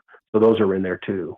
Right on. And so what he was doing, just FYI, he was waking up first thing in the morning and just basically almost automatic writing. Okay. Like he didn't plan the story. He woke up immediately and cranked them out. And he did this for an entire month, 30 days straight. Again, several months going. And then, as he said, worked in some other older stuff. And I'm telling you, there's something to that creative process that we don't give enough credit to. And whatever it is, it's called the muses and the old ways. What are the new ways going to call it? And I don't know. And it's a fantastic experiment. And clearly, is this something you've done in the previous your previous life regarding this, or is this something brand new that happened in this past year regarding just waking up and immediately trying to crank out a story? No, I've been writing a long time. I mean, since I was a little kid, since I was probably 10, I think I can remember when I really thought it was a cool thing to do. I didn't really start figuring out what about writing I liked until I was like 19. I think I was 19 the first time I had the experience of writing something, not having the slightest clue at all what the heck it was. I'd write a page out and I'd be like, what is this? And my suggestion is don't ever throw anything out, save it, go back 6 months later and then read it. And what would happen is it would make sense in the context of the time that I wrote it. So my subconscious was trying to tell me something that I wasn't aware of until later. You know what I mean? Like I wasn't able to interpret what I had written until later on, but I was experiencing the thing at the time I wrote it, even though I didn't understand the thing I was writing about. So your subconscious mind, I think our brains writing and doing different creative things is our brains trying to tell us something, and I think that we're disconnected from it. And I think that we can be a lot closer to it, but we have to exercise it. We have to make sure that the data is flowing outwards in some conscious way, in a way that is not accidental, in a way that's focused, and like outwardly think and make sure that data is moving in both directions. Don't only consume data, but create data, your data. And I hate to use the word data. I mean, I hate to do that because I don't like to I don't know what mechanize human thought. I don't like, as opposed to anthropomorphizing technology. I don't like to mechanize human thought. I think they're two completely different things. I don't think human thought and AI are in the same realm. I think it's apples and oranges. So, so it's really important that we not lose that. And, I have real concerns about that as I get older with these younger people. I just want them to use their minds and create and write and do music and learn an instrument, learn translateral coordination, use both hemispheres of your brain, like consciously, not have some thing on your head, not have some glasses on, but actually be a human being and do human things. Yeah. You're just so unique. You're so unique. Yeah. Tonight's show is a perfect example of that for me personally. I can tell you, sometimes I get caught in my own, as they say, caught in your own sauce or whatever. Like it was one of those ones where I was like, okay, so I was brainstorming with AI and I had all these ideas and there's 10 or 12 or 20 to 50 ideas. I'm like, okay, this is fine. Right. And I walked away for like 5 minutes. It just literally stopped thinking about it entirely. And was like, okay, so this is my premise that I want. So what flows out of that? And the human brain, of course, it locked in and conquered. And I was like, okay, that is what I want. The static dreams, this cross reality radio signals. We've talked about it in the past, but it's wild that for some reason these synchronicities happen, not with the technology. They happen the synchronicity of the human mind of as many people have said over there in the Rumble chat, there's a couple synchronicities with this show. Like I decoupled from the AI. It was like, okay, this is enough. You get lost in your own sauce. And I was just like, okay, walked away, literally pacing for 5 minutes, thinking with my own brain about what I wanted to say. And here we are. It's a wild thing, man. And you're completely right. We're going to have a lost generation that's basically doing their homework with large language models that forgets entirely that the human mind is paramount and created those large language models. And here we go. Strap in. That's right. It's horrific. It's beautiful and it's horrific at the same time. So how do we balance that equation? And there's a lot of teachers too that are frustrated and quitting, at least from media sources. Who knows if that's propaganda or not? Probably some of it is. But I mean, if you can't determine what, like a 10-year-old's homework is versus like a large language model acting like a 10-year-old, well, hyper reality, here we come. Strap in. Yeah, I don't know, man. It's a weird space to be in, isn't it? Yeah, I don't know either. But this is the thing. If you want to be powerful, if you want your kids, if you're going to have kids and you want them to be powerful, make sure that they are human. Human skills are going to be the paramount. They're going to be so valuable. Like anybody's going to be able to get an AI thing, but hey, I got something made by a human. Learn skills. Make sure you learn something, learn how to do something, become very good with some skill that you like.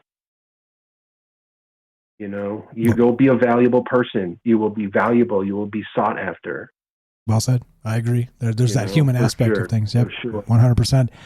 So let's set up your show. So again, we shared the link. Go check out Herschel's book, please. Again, he just launched this just a couple days ago. This released. It's ycr.info. Please go check that out.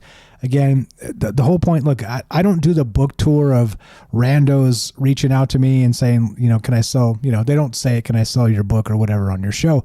Nobody actually says this. They're like, oh, this would be a great guest.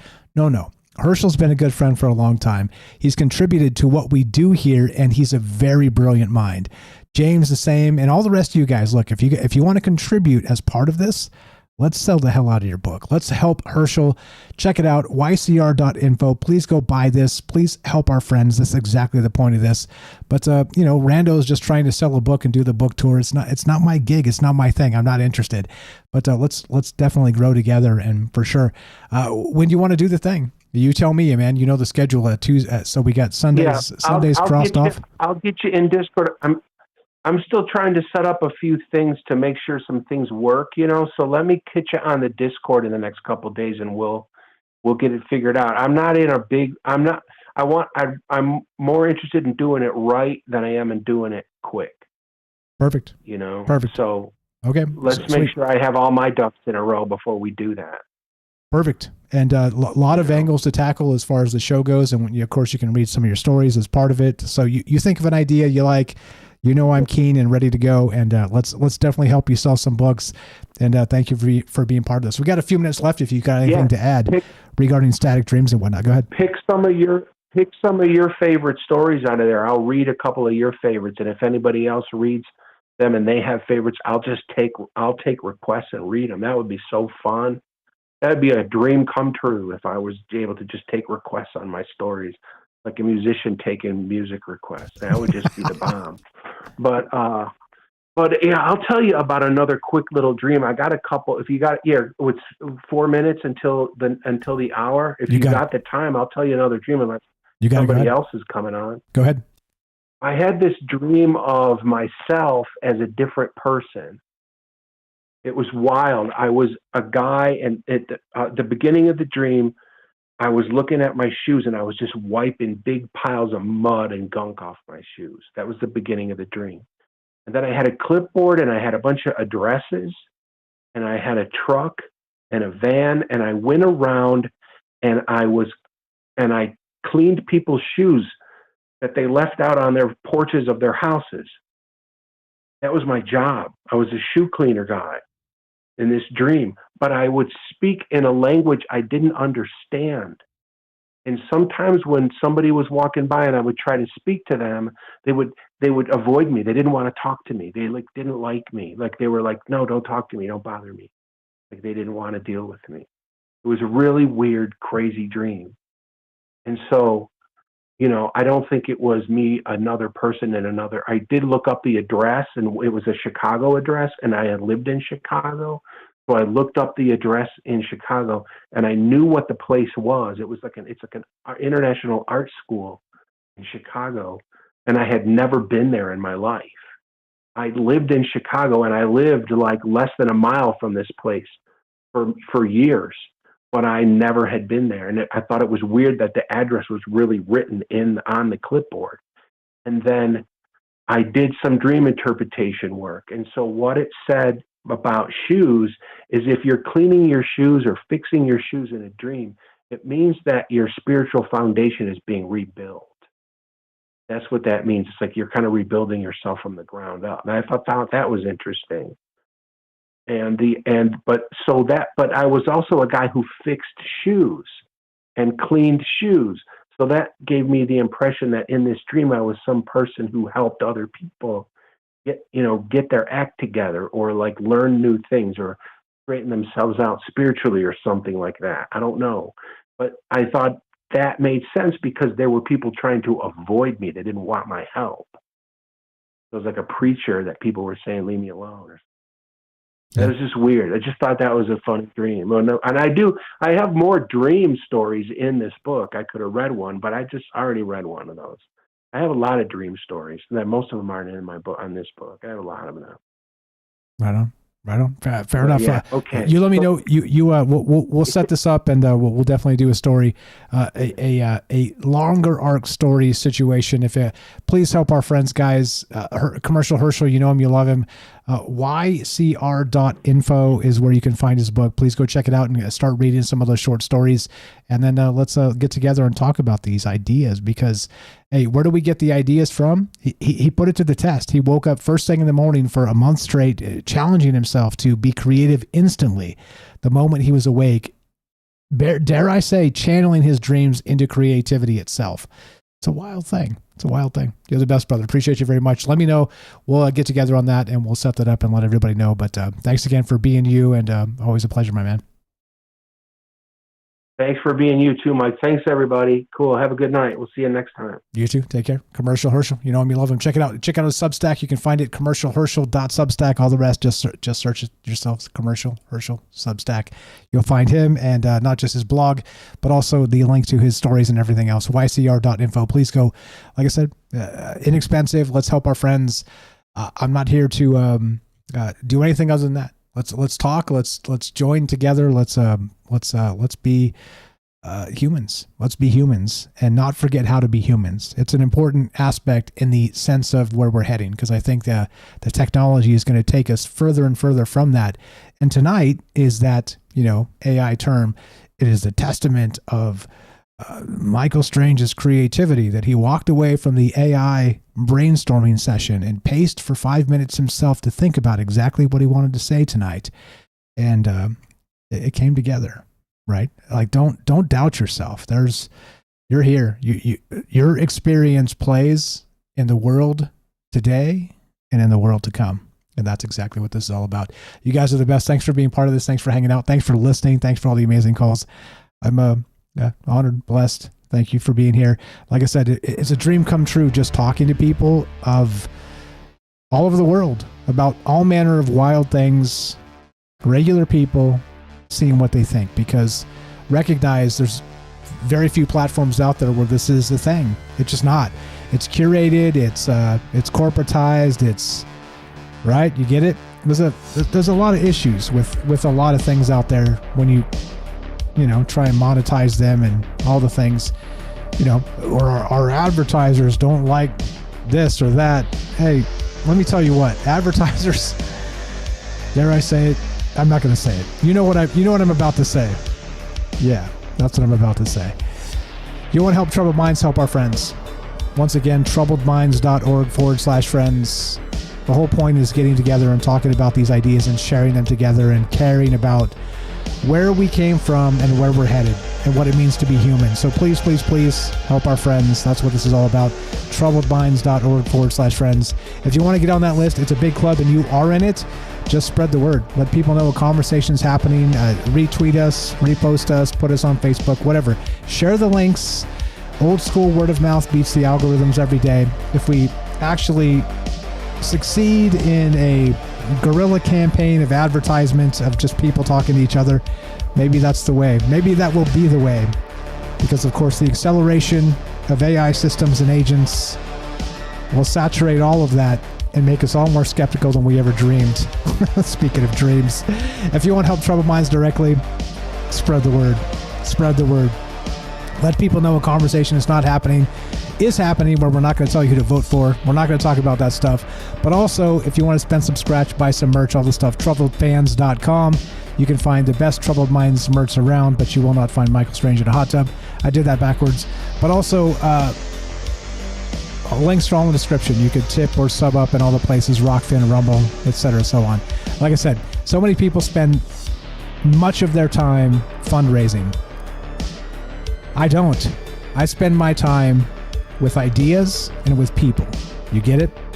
There's value here. There's still value in people, so let's prove it going forward. Appreciate you guys very much. Thanks for caring and spending your time and energy with us. Like I always say, and it is the truth. It is the truth. Your time is a currency you cannot get back, so I am eternally blessed by every minute and moment you spend with us. That's that. Thank you again. You inspire the hell out of me. Thanks for listening. Thanks for making my dreams come true. I hope I do my part for you. And as we finish, it goes exactly like this.